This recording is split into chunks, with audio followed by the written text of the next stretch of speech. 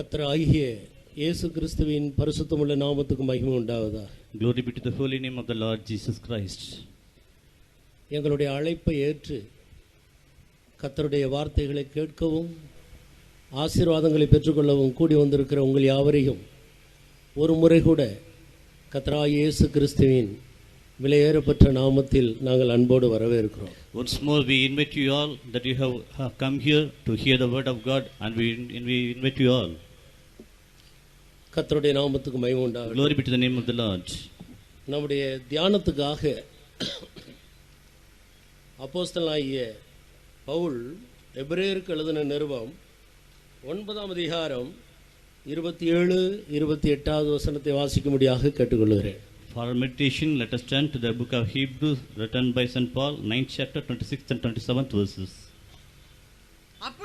அப்படி இருந்ததானால் உலகம் உண்டானது முதல் எபிரேயர் 9ஆம் அதிகாரம் அன்றியும் ஒரே தரம் மரிப்பதும் பின்பு நியாய தீர்ப்படைவதும் மனுஷருக்கு நியமிக்கப்பட்டிருக்கிறபடியே கிறிஸ்துவும் அநேகருடைய பாவங்களை சுமந்து தீர்க்கும்படிக்கு ஒரே தரம் பலியிடப்பட்டு தமக்காக காத்துக்கொண்டவர்களுக்கு ரட்சிப்பை அருளும்படி இரண்டாம் தரம் பாவம் இல்லாமல் தரிசனமாவார். And as it is appointed unto men once to die, but after this the judgment, so Christ was once offered to bear the sins of many, and unto them that look for him shall he appear the second time without sin unto salvation. இந்த வேத வசனங்களில் மனிதனுக்காக தேவன் நியமித்திருக்கிற சில காரியங்கள் எழுதப்பட்டிருக்கிறதை நான் படிக்கிறோம். Here we read that some of the things which had been appointed by God for men, that we read here. ஒரே தரம் மரிப்பதும் பின்பு நியாய தீர்ப்பு அடைவதும் மனிதனுக்காக நியமிக்கப்பட்டிருக்கிறது என்று இந்த வேத வசனத்தில் நாம் அறிந்து கொள்கிறோம். Here from the word of God we come to understand that as it is appointed unto men once to die, but after this the judgment. ஏன் ஆண்டவர் மனிதனுக்கு இவைகளை நியமித்தார்? Why the Lord should appoint these things for the man? ஒரே தரம் மரிப்பது மனிதனுக்கு நியமிக்கப்பட்டிருக்கிறது என்று சொல்லப்பட்டிருக்கிறதே. It is written here that it is appointed unto men once to die. மரணம் என்கிற வார்த்தையை இன்றைக்கு யாரும் விரும்பாத ஒரு வார்த்தையாக இருக்கிறது. The word death, nobody would like to hear it. அதே நேரத்தில் இதுவரைக்கும் இந்த மரணத்துக்கு தப்பினது யாரும் இல்லை என்பதை சூரியனுக்கு கீழே இருக்கிற எல்லாரும் அறிந்த ஒரு உண்மையாகவும் இருக்கிறது. But at the same time, it's a very great truth that those who are living under the sun, that no one had escaped from this death. எந்த வயதிலும் மரணம் மனிதனை சந்தித்துக் கொண்டே இருக்கிறது. Whatever may be his age, but surely he will have to face the death. நாம் விரும்பினாலும் விரும்பாவிட்டாலும் மரணம் மனிதனை சந்தித்துக் கொண்டே இருக்கிறது. மனிதன் இந்த பூமியை விட்டு கடந்து போய் கொண்டே இருக்கிறான். Whether we like it or not, but man is facing the death and man is passing away from this world. மரணம் என்கிறது அது ஒரு பெரிய வல்லமையாக இருக்கிறது. The death is also a great power. அதுக்கு ஜாதி வித்தியாசம் கிடையாது. It doesn't have any caste differences. பாஷை வித்தியாசம் கிடையாது. It doesn't have any linguistic differences. தேச வித்தியாசம் கிடையாது. It doesn't have any difference in the nation. அது வயதை பார்க்கிறதில்லை. It will not look into the age. ஆண்கள் என்றும் பெண்கள் என்றும் பார்க்கிறதில்லை. It will not look into whether they are male or female. பலவீனன் என்றும் பராக்கிரமசாலி என்றும் பார்க்கிறதில்லை. It will not look at that as if he is a mighty man or is a very weak one. பேதை என்றும் அறிவுள்ளவன் என்றும் அது பார்க்கிறதில்லை. It doesn't know the difference between the scholar and the insane. எல்லா மனிதரையும் மரணம் சந்தித்துக் கொண்டே வருகிறது. But every man is met by the death. எப்படிப்பட்ட மனிதனாயிருந்தாலும் இந்த மரணம் நேரம் வரும் பொழுது அவனுடைய முழங்கால்கள் மரணத்துக்கு முன்பாக தள்ளாடுகிறது. However a mighty man may be, but at the time of death his knees started to tremble. இந்த மரணம் என்கிறதான வார்த்தை வேதத்தில் பல அர்த்தங்களோடு பல இடங்களில் எழுதப்பட்டிருக்கிறது. The word death has different meanings in different places of the Bible. பாவத்தில் ஜீவிக்கிற மனிதனும் கூட மரணம் என்கிற வார்த்தையில் குறிக்கப்பட்டு அக்கிரமத்தினாலும் பாவங்களினாலும் மரித்து கிடக்கிறான் என்று சொல்லப்பட்டிருக்கிறது. Even the man who is dead, who is passing away in sins and iniquities, that he is also a dead one. ஒரு முறை தேவனை அறிந்து அவரை பல விதங்களிலேயும் ருசி பார்த்து பின்வாங்கி போன ஒரு மனிதனையும் கூட 2 முறை செத்தவன் என்று சொல்லப்பட்டிருக்கிறது. Even a man who was saved once, but after that he had backslided, and it has been named him as that he died for twice. கடைசியாக இந்த பூமியிலே பாவியாக ஜீவித்து சரீரத்தில் மரிக்கிற மனிதன் இரண்டாம் மரணம் என்று சொல்லுகிற அக்கினி கடலுக்குள்ளே பிரவேசிப்பான் என்று அந்த வார்த்தை உபயோகப்படுத்தப்பட்டிருக்கிறது. And also it is mentioned the same word that a man who is leading a sinful life, that he will take part in the second death, that is the lake of fire. நாம் எல்லாரும் அறிந்திருக்கிறது போல சரீரத்தில் மரிக்கிற மரணமும் கூட நாம் வேதத்தில் எழுதப்பட்டிருக்கிறதை வாசிக்கிறோம். And we read from the word of God that we all face the physical death. இன்னும் சில நல்ல காரியத்துக்காகவும் மரணம் என்கிற பதம் உபயோகப்படுத்தப்பட்டிருக்கிறது. Still the very word death is mentioned for some good things also. கர்த்தருக்கு ஸ்தோத்திரம். Praise the Lord. பாவத்தை விட்டு விலகி ஜீவிக்கிற மனிதனும் கூட பாவத்துக்கு மரித்தவன், பாவத்துக்கு செத்தவன் என்ற பதத்தோடு அறியப்படுகிறான். A man who is not committing any sin, he is also known that he is dead to the sin. இந்த இடத்திலே ஒரே தரம் மரிப்பது என்று சொல்லுவது இந்த சரீர மரணத்தை காட்டுகிறதாக காணப்படுகிறது. In this place that it is appointed once to die for every man, it signifies the physical death in a man. இந்த சரீர மரணம் என்று சொல்லுவது எல்லா மனிதரும் போக வேண்டிய ஒரு வழியாக இருக்கிறபடினால் இதை பற்றி சில சத்தியங்களை நாம் அறிந்து கொள்ள வேண்டிய அவசியம் இருக்கிறது. As every man had to go by the physical or bodily death, that everyone should know about the real truths behind the death. ஆனால் கர்த்தராகிய இயேசுவை ஒரு மனிதன் அறிந்து அவரை தன்னுடைய சொந்த இரட்சகராக ஏற்றுக்கொள்ளும் பட்சத்தில் இந்த மரணம் அவனுக்கு ஒரு பெரிய சந்தோஷமான ஒன்றாக, வரவேற்கக்கூடிய ஒன்றாக, மிகுந்த பலனை கொடுக்கக்கூடிய ஒன்றாக மாறிவிடுகிறதாகவும் வேதம் நமக்கு அறிமுகப்படுத்துகிறது. But at the same time, if any man accept the Lord Jesus Christ as his personal savior, so become after his salvation, even the death seems to be a great joy and greater reward to him. இந்த மரணம் எப்பொழுது மனிதனுக்கு நியமிக்கப்பட்டது? When this death was appointed for the man. மனிதனை ஆண்டவர் சிருஷ்டிக்கும் பொழுது அவனுக்கு நியமிக்கப்பட்ட ஒன்று அல்ல. When God had created the man, the death was not appointed for the man. தேவன் அழியாதவராக, அவர் என்றென்றைக்கும் ஜீவிக்கிற அநாதி தேவனாகவே இருக்கிறார்.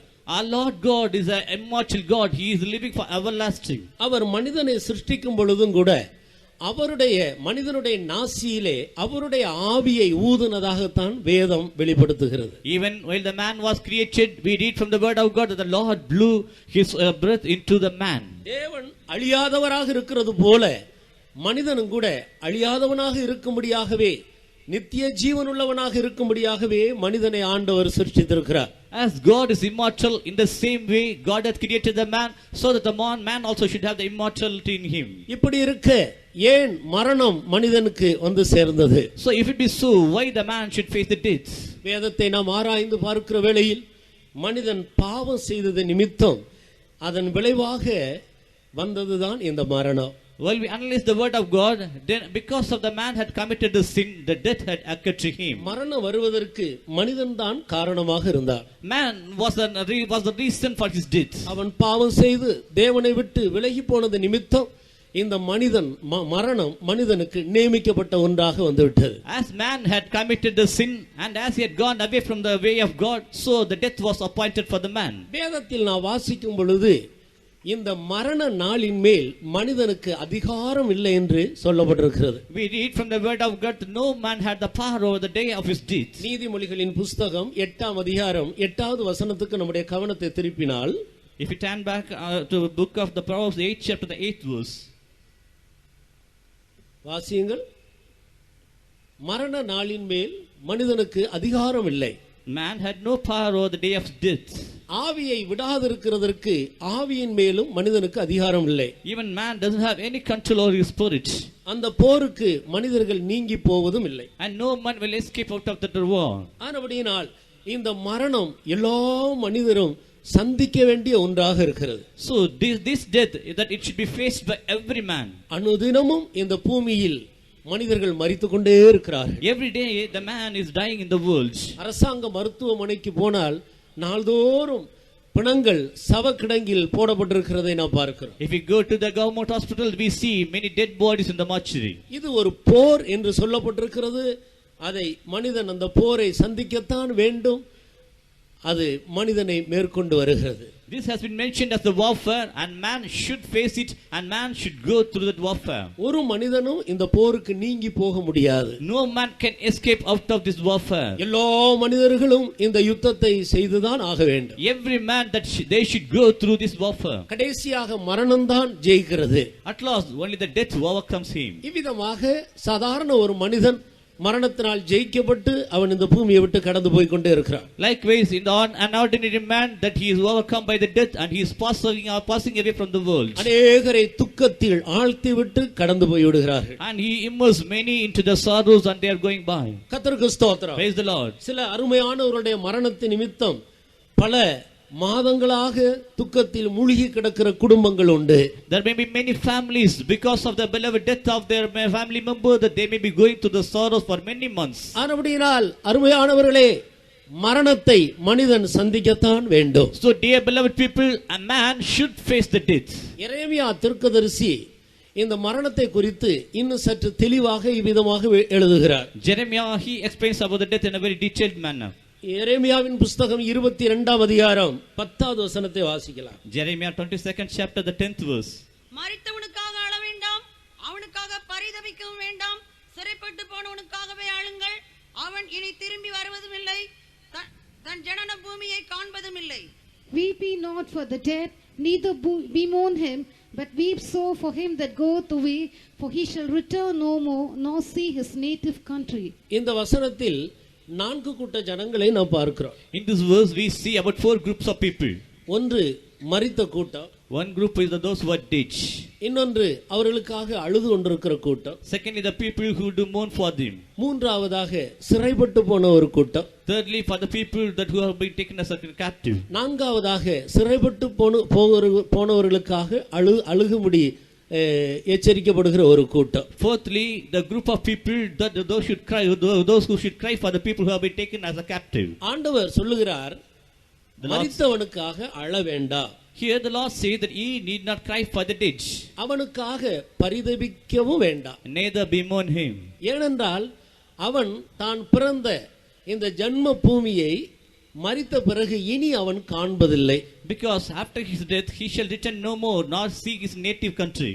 அவன் திரும்பி தான் பிறந்த பூமிக்கு வரப்போகிறதும் இல்லை. Again he will not be coming back to the native country. ஆனபடியினால் சிறைப்பட்டு போனவர்களுக்காக அழுங்கள் என்று சொல்லுகிறார். So here he says, weep so for him that goeth away. இந்த சிறைப்பட்டு போனவர்கள் யார்? Who are the people, those who have been taken as captive? இவர்கள் தான் பாவத்தினால் சிறைப்படுத்தப்பட்டவர்கள். They are the people who were enslaved by the sins. இன்றைக்கு எவ்வளவோ பெரிய மனிதனும் கூட, சில பராக்கிரமசாலிகளும் கூட சில பாவங்களுக்கு அடிமைகளாகி விடுகிறார்கள். அதை அவர்கள் மேற்கொள்ள முடியவில்லை. Today we see however great a man may be, however a mighty man may be, but yes, they are slaves to some kinds of sin. They are not able to overcome it. நம்ம எல்லாருக்கும் தெரிந்த ஒரு உண்மை, சில வருடங்களுக்கு முன்பாக இந்த தமிழ்நாட்டை அறிஞர் அண்ணா என்ற ஒரு தலை சிறந்த ஒரு தலைவர் அரசாண்டு கொண்டிருந்தார். We know very well about the great Anna that who ruled this Tamil Nadu for some years in this Tamil Nadu. அவர் உண்மையிலே இந்த பூமிக்குரிய விதத்தில் ஒரு அறிஞர் தான். Surely he was a scholar in the world. அவர் ஒரு அறிவாளி. And he was a great scholar. நிறைய படித்த ஒரு மனிதன். He learned a lot. தன்னுடைய திறமையினால் இந்த தமிழ்நாட்டை சிறப்பாக ஆட்சி செய்த ஒருவர். By his ability that he was ruling the Tamil Nadu in a very good manner. கர்த்தருக்கு ஸ்தோத்திரம். Praise be to the name of God. ஆனால் அவ்வளோ பெரிய மனிதனை, அவ்வளோ பெரிய அறிவாளியை சிறிய பொடி ஆட்டி படைத்தது என்று நாம் எல்லாரும் அறிந்திருக்கிறோம். And we all very well know that because of a small habit that it destroyed him. இந்த பூமியிலே अनेक மனிதர்களை தன்னுடைய வல்லமைக்கும் அன்புக்கும் அறிவுக்கும் அடிமைப்படுத்தினாலும் கூட தானோ இந்த பொடியிலிருந்து விடுதலை பெற முடியாமல் பொடிக்கு அடிமையாய் போய்விட்டார். Even though that he made many to go by his own wisdom, by his knowledge, but he was a slave to this instinct. பொடி போடாமல் அவரால் இருக்க முடியாது. And he cannot control himself without using the powder. இப்படி எத்தனையோ பாவங்கள் இன்றைக்கு எவ்வளவு பெரிய மனிதர்களையும் ஆட்டி படைத்துக் கொண்டிருக்கிறது. Likewise, however great may be, but today a man is enslaved by the sin. வெளிப்படையாக தெரியக்கூடிய பாவங்கள் உண்டு, மறைமுகமான பாவங்கள் உண்டு. There are many sins which are outward and some of the things which are very secret. பாவம் செய்கிறவன் பாவத்துக்கு அடிமையாக இருக்கிறான். He that committed the sin, he is a slave to the sin. இன்னொரு விதத்தில் சொன்னால் ஒருவன் எதனால் ஜெயிக்கப்பட்டிருக்கிறானோ அதற்கு அவன் அடிமையாக இருக்கிறான். In other words, If a man is overcome by any such thing, then he is a slave to that. பாவமானது மனிதனை தனக்குள்ளாக சிறைப்படுத்திக் கொள்ளுகிறது. And sin is making a man to be enslaved in him. சிறைப்படுத்தப்பட்ட ஒரு மனிதன் சுயாதீனமாக எதையும் செய்ய முடியாதவனாக எப்படி இருக்கிறானோ அதுபோல இந்த குறிப்பிட்ட பாவங்களுக்கு அடிமையா இருக்கிற மனிதனும் கூட அந்த பாவத்தின் வல்லமையில கட்டப்பட்டவனாக இருக்கிறான், அதிலிருந்து மீள முடியவில்லை. A man who is taken as a captive, how he is not able to come out of his bondage. In the same way, a man who is bound by the sin, now he is not able to come out of the sin. அதே போலதான் மனிதர்கள் பிசாசுக்கு அடிமைகளாக இருக்கிறார். In the same way, the man is enslaved to the devil. பிசாசு சில அசுத்த ஆவிகள் மனிதனை சிறைப்படுத்திக் கொள்ளுகிறது. Some of the unclean spirits do have dominion over the man. இது நிமித்தமாக இன்றைக்கு சாலைகளிலேயும் கூட அநேக பைத்தியக்காரர்களை நாம் பார்க்கிறோம். Even because of this, we see many madmen who going on the streets. அவர்கள் என்ன செய்கிறோம் என்று அவர்களுக்கு தெரிகிறதில்லை. They themselves do not know what they are going to do. எல்லா மனிதர்களும் ஒதுக்கி விடுகிறார்கள். And every man is neglecting that person. மனித சமுதாயத்தில் அவர்களை ஏற்றுக்கொள்ள கூடாத ஒரு இடத்தில் அவர்கள் வந்து விடுகிறார்கள். Even the community, the whole community is neglecting him and it is despising him. ஏனென்றால் பிசாசு மனிதனை சிறைப்படுத்தி தன்னுடைய இச்சை எல்லாவற்றையும் அவனுக்குள்ளே நிறைவேற்றிக் கொண்டிருக்கிறது. Because the man is enslaved by the devil and the devil is fulfilling all the lusts through that person. அதுபோலதான் சில வியாதிகள் மனிதனை சிறைப்படுத்தி விடுகிறது. In the same way, some of the diseases are having control over the man. நாள்தோறும் புதிய புதிய மருத்துவமனைகள் பெருகிக் கொண்டே இருக்கிறது. எல்லா மருத்துவமனைகளும் வியாதியஸ்தரால் நிரம்பி வழிந்து கொண்டிருக்கிறது. Every day we see that many new hospitals are coming up. In the same way, the hospitals are being filled with many kinds of new diseases. அப்படியே மனிதர்கள் சாபத்துக்குள்ளாக சிறைப்படுத்தப்பட்டு போகிறார்கள். In another way, the man is enslaved by the curse also. சாபம் மனிதனை இன்றைக்கு சிறைப்படுத்தி வைத்திருக்கிறது. Today, curse has taken the man as a captive.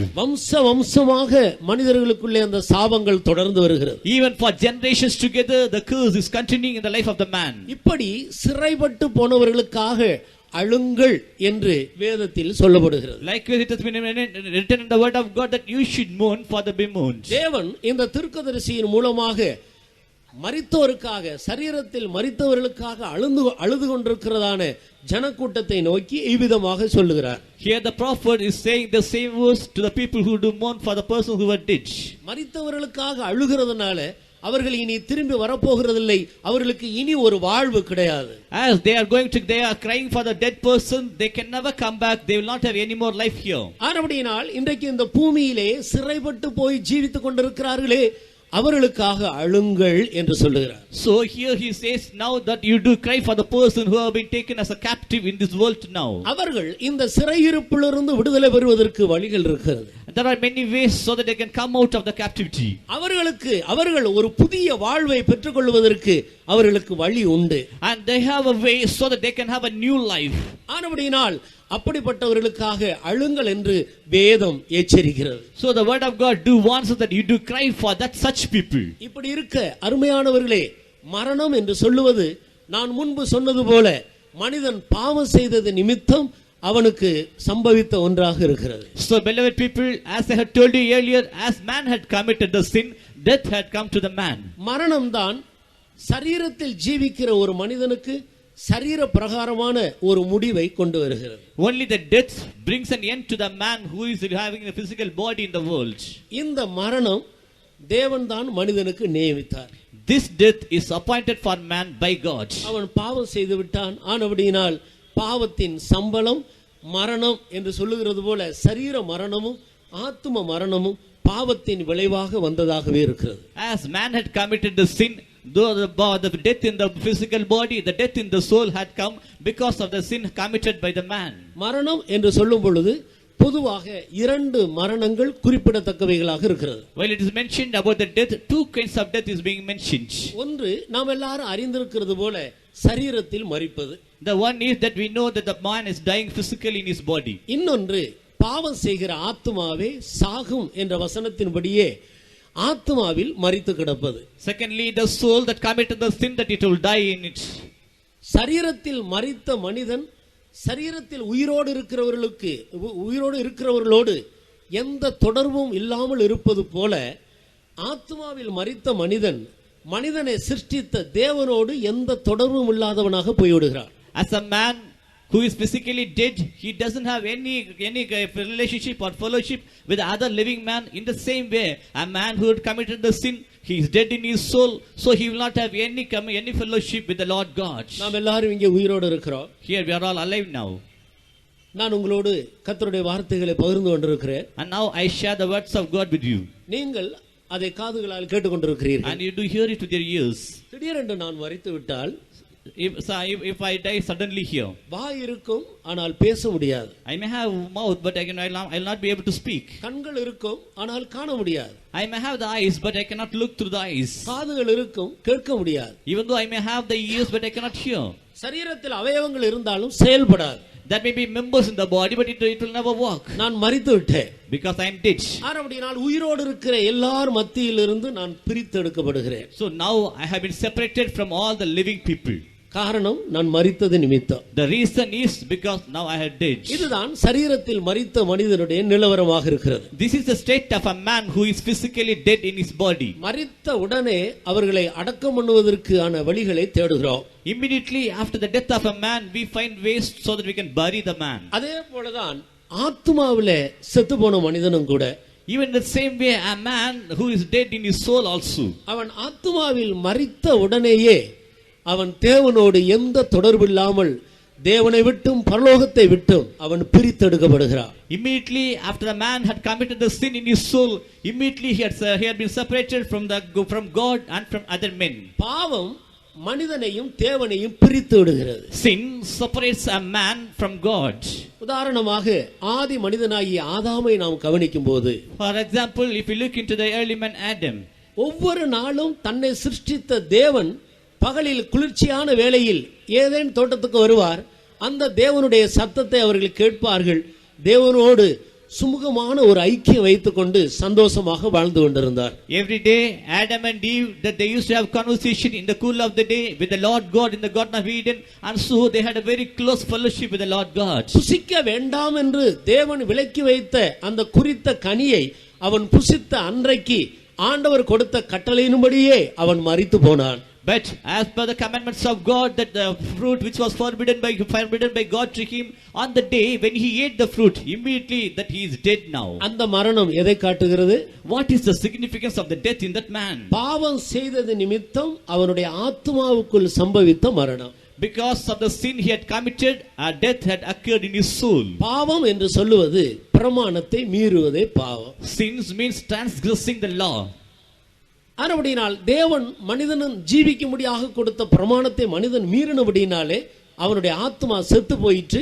ஆனபடினால் தேவனோடு அவனுக்கு தொடர்பு போயிற்று. So when a man transgresses the law which was given by God to him, so as he had transgressed the law, now he had lost the fellowship with the Lord God. வழக்கம் போல ஆண்டவர் அந்த தோட்டத்துக்கு வருகிறார். In a customary way that the Lord had visited the garden now. ஒவ்வொரு நாளும் தன்னுடைய தேவனோடு சம்பாஷிக்கும்படியாக ஆவலோடு காத்திருந்த அந்த ஆதி மனிதன் ஒரு நாள் அந்த இடத்தில் இல்லை. Every day the man who used to converse the Lord God with the loving way, now he is no more in that place now. ஆதாமே, நீ எங்கே இருக்கிறாய் என்று ஆண்டவர் கூப்பிடுகிறார். Now the Lord God called him, Adam, Adam, where art thou? நான் உன்னை அனுதினமும் சந்தித்த இடத்தில் உன்னை காணவில்லையே. I am not able to see you in the place where I used to meet you daily. ஆதாமே, நீ எங்கே இருக்கிறாய்? Oh Adam, where art thou? அவனோ நான் நிர்வாணியா இருக்கிறபடியினால் ஒளித்துக் கொண்டிருக்கிறேன் என்று பதில் கொடுக்கிறார். But his answer was that as I am naked, now I hid myself. தேவனை முன்பு பார்த்தது போல பார்க்க முடியவில்லை. He is not able to face God as earlier. முன்பு பேசினது போல ஆண்டவரோடு பேச முடியவில்லை. As he was speaking with the Lord God in the earlier times, now he is not able to speak with God. முன்பு கேட்டது போல தேவ சத்தத்தை இனிமையாக அவனுடைய செவிகளால் அவன் கேட்க முடியவில்லை. In the earlier day that he used to hear the very small, very sweet voice of God, but now he is not able to hear it. மகிமையெல்லாம் அவனை விட்டு போய்விட்டது.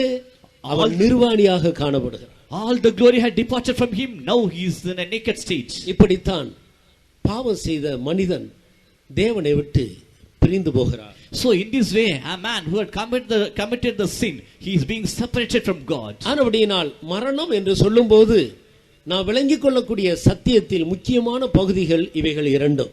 So when we speak about the death, these are the two important truths that we must know about the death. ஆத்ம மரணம், சரீர மரணம்.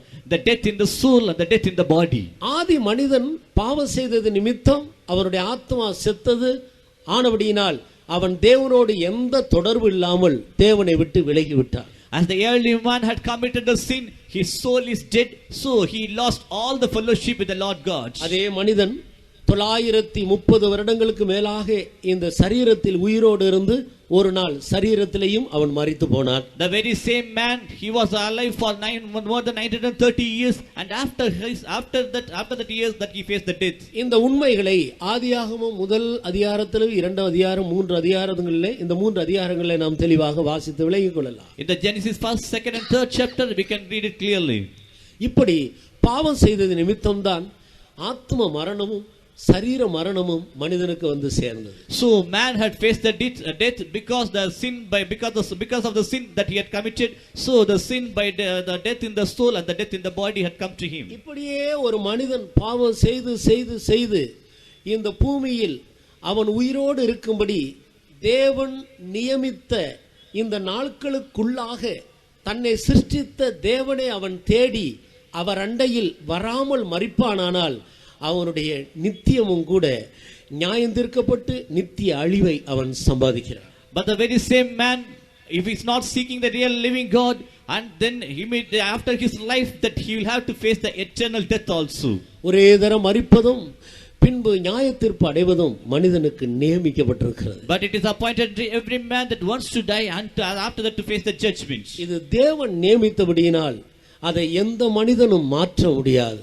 As these are all the things being appointed by God, no man can change it. இன்றைக்கு अनेகர் மரித்ததற்கு பிறகு என்ன சம்பவிக்கும் யாருக்கு தெரியும் என்றுதான் எண்ணி இந்த பூமியில இருக்கிற நாட்களில் தங்களுடைய மனதும் மாம்சமும் விரும்புகிற எல்லாவற்றையும் துணிகரமாக செய்து அக்கிரமத்திலே மூழ்கி போகிறார்கள். Today many do think that what will happen after the death, how can we know about the after the death, what will be our state?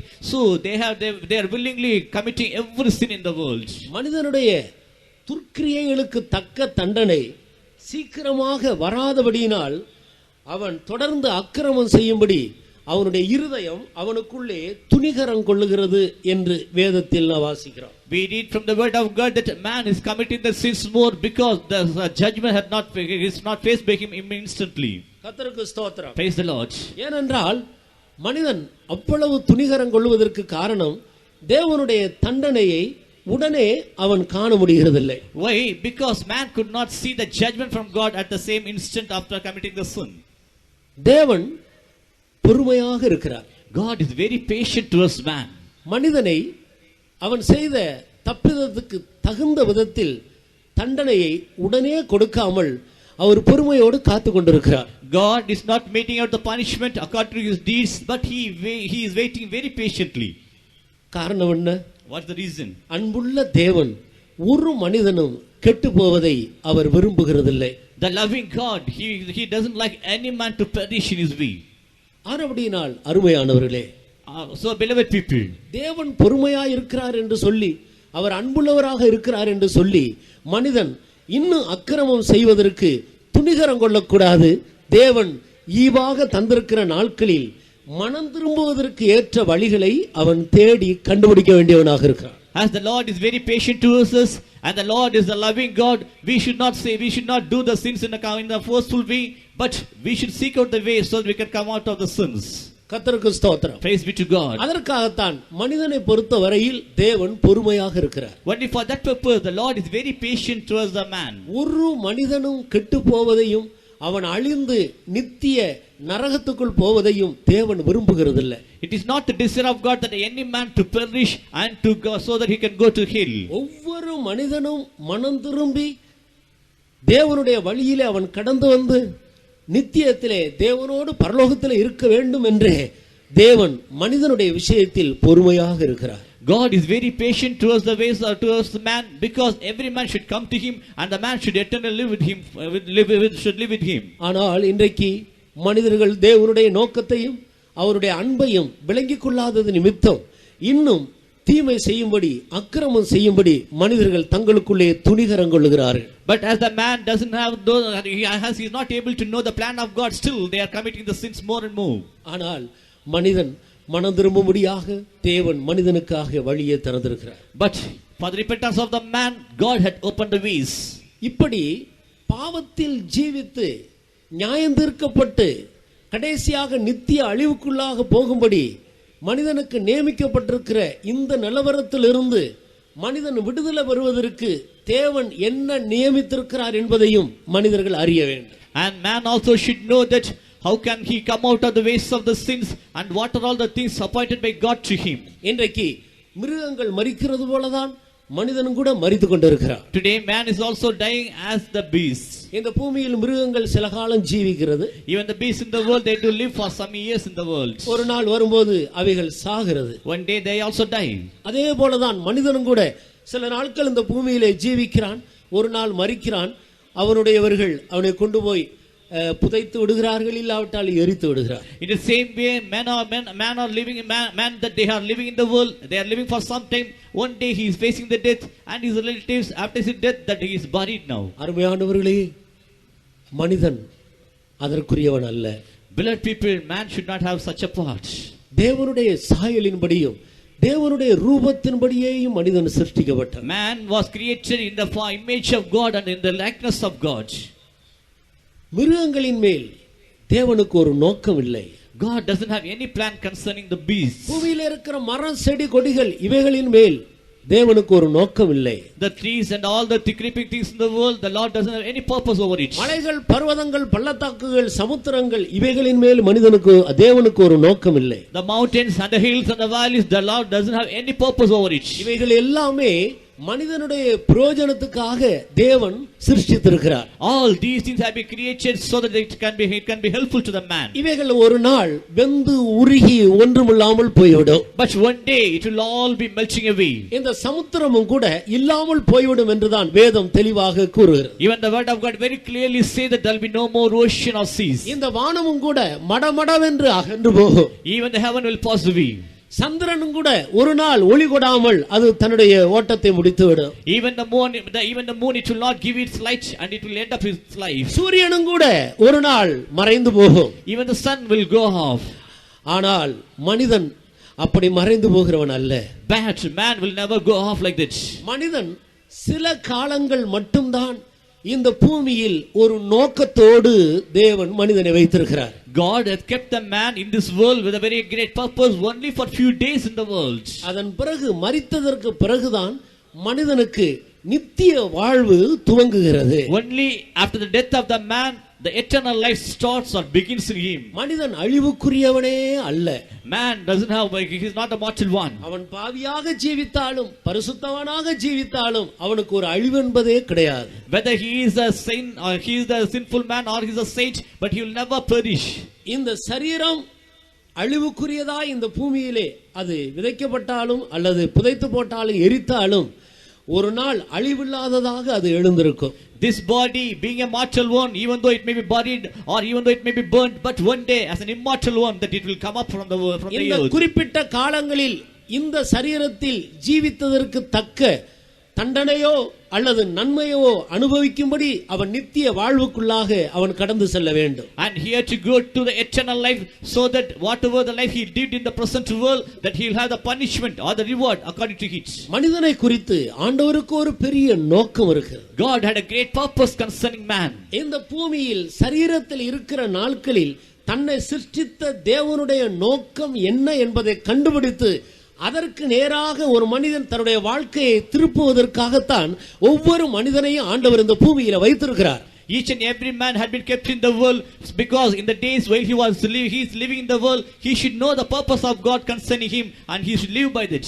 நம்மில் சிலர் இன்ஜினியராக படிக்கிறோம். And some people that we do go for the engineering college to become engineers. சிலர் டாக்டராக படிக்கிறார்கள். Some are studying to become doctors. இன்னும் சில நல்ல உத்தியோகத்துக்காக படித்துக் கொள்கிறார்கள். And some persons are studying for something so that they will have good position. சில நல்ல வியாபார துறையில் இறங்குகிறார்கள். Some people they are going to the business field. இப்படி ஒவ்வொருவரும் ஒவ்வொரு விதங்களில் இந்த பூமியில இருக்கிற காலங்களில் தன்னுடைய பிழைப்புக்காக ஒரு வழியை தேடிக்கொள்கிறார். Likewise, while they live in the world, man is seeking many different ways for his living. சரீரத்தில் மரிக்கிற வரைக்கும் தான் இது அவர்களுக்கு உதவியாக இருக்கிறது. Until they die in the physical body, these things will help them. அதன் பிறகு மரித்த பிறகு இவர்களுடைய வியாபாரமோ அல்லது இவர்கள் படித்த படிப்போ இவருடைய உத்தியோகமோ வேறு எந்த விதத்தில் இந்த பூமியில் அவர்கள் தன்னை திறமசாலியாக பாவித்துக் கொண்டார்களோ அதுவோ அவர்களுக்கு எந்த விதத்திலையும் உதவி செய்கிறதில்லை. But after the death of the same person, whatever the education he had, whatever the business that he led, whatever the position that he held in the world,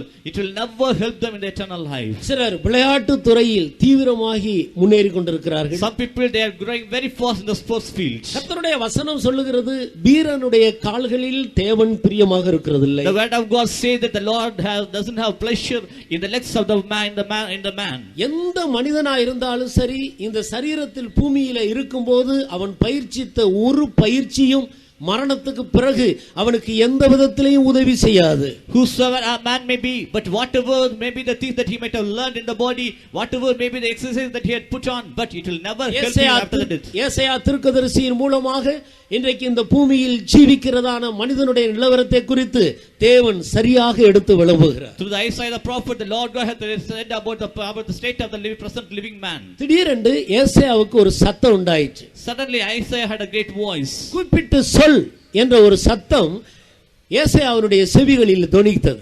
Isaiah heard a voice that you called them and you say them. ஏசாயா கேட்கிறான், நான் எதை கூப்பிட்டு சொல்ல வேண்டும்? Isaiah asked, what should I call? அப்பொழுது ஆண்டவர் சொல்லுகிறார், பூமியில இருக்கிற மனிதர்களுடைய மாமிசம் எல்லாம் புல்லை போல இருக்கிறது. And all the flesh of the man is like the grass. அதனுடைய மகிமை எல்லாம் புல்லின் பூவை போல இருக்கிறது. All the grass, all the glory is like the flower thereof. புல் உலர்ந்தது, பூ உதிர்ந்தது. And the grass and the flowers that it has withered away. கர்த்தருடைய வசனமோ என்றென்றைக்கு நிற்கும் என்பதை கூப்பிட்டு சொல் என்று இந்த தீர்க்கதரிசிக்கு தேவனுடைய வார்த்தை உண்டாயிற்று. But the word of God will stand for ever and ever, and you call them and you say unto them. எடுத்து வாசியுங்கள் ஏசாயாவின் புத்தகம் 40ஆம் அதிகாரத்தில் நாம் அப்படி படிக்கிறோம். Isaiah 6வது வசனத்திலிருந்து வாசி. 46. பின்னும் கூப்பிட்டு சொல் என்று ஒரு சத்தம் உண்டாயிற்று. என்னத்தை கூப்பிட்டு சொல்வேன் என்றேன். அதற்கு மாம்சமெல்லாம் புல்லை போலவும் அதன் மேன்மை எல்லாம் வெளியின் பூவை போலவும் இருக்கிறது. கர்த்தரின் ஆவி அதன் மேல் ஊதும்போது புல் உலர்ந்து பூ உதிரும். ஜனமே புல் உலர்ந்து பூ உதிரும். நமது தேவனுடைய வசனமோ என்னென்னைக்கும் நிற்கும் என்பதையே சொல் என்று உரைத்தது. கர்த்தருக்கு ஸ்தோத்திரம். Glory be to the name of the Lord. கூப்பிட்டு சொல். You call them and see. இந்த பூமியிலே, in this world, சூரியனுக்கு கீழே ஜீவிக்கிற சகல ஜாதிகளையும் பார்த்து கூப்பிட்டு சொல். To all the nations who are living under the sun, you call unto them and you say unto them. மனிதனுடைய மாமிசமெல்லாம் புல்லை போல இருக்கிறது. And all the flesh of the man is like the grass. அவருடைய மகிமை எல்லாம் புல்லின் மேல் இருக்கிற இந்த பூவை போல இருக்கிறது. And all the goodliness thereof is as the flower of the field. மனிதனுடைய மகிமை என்ன?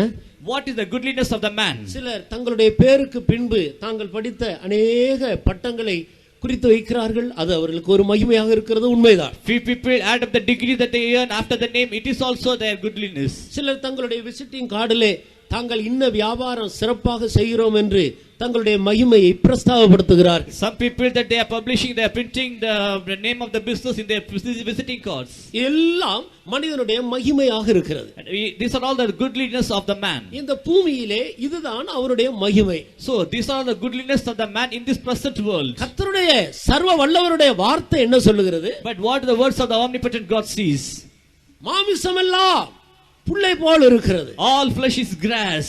மனிதனுடைய மகிமை எல்லாம் புல்லின் பூவை போல இருக்கிறது. And all the goodliness thereof is as the flower of the field. புல் உலர்ந்தது, அதனுடைய பூவும் உதிர்ந்தது. The grass withereth and the flower fadeth. கர்த்தருடைய வசனமோ என்றென்றைக்கும் நிற்கிறது. But the word of God shall stand forever.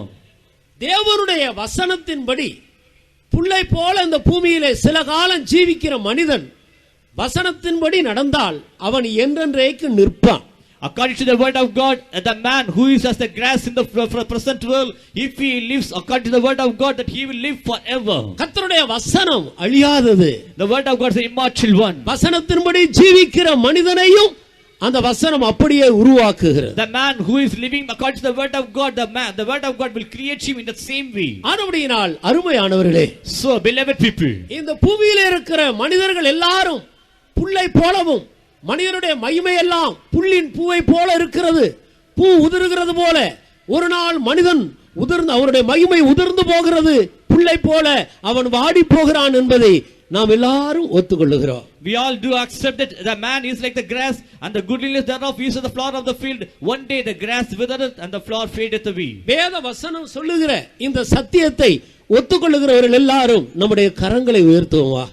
Those who do accept the word of God, let us all raise up our hands. Hallelujah. வானமும் பூமியும் ஒழிந்து போனாலும் கர்த்தருடைய வார்த்தை ஒழியாது. Even the heaven and earth may pass away, but the word of God will stand forever. நிச்சயமாக எல்லா மனிதர்களும் புல்லை போல அவர்கள் வாடி ஒன்று இல்லாமல் போய்விடுகிறார்கள். Surely every man will become like the flesh, and they will become like the grass, and they will be fading away. இப்படி ஜீவிக்கிறதான இந்த மனிதன் மேல் ஆண்டவர் வைத்திருக்கிற நோக்கம் என்ன?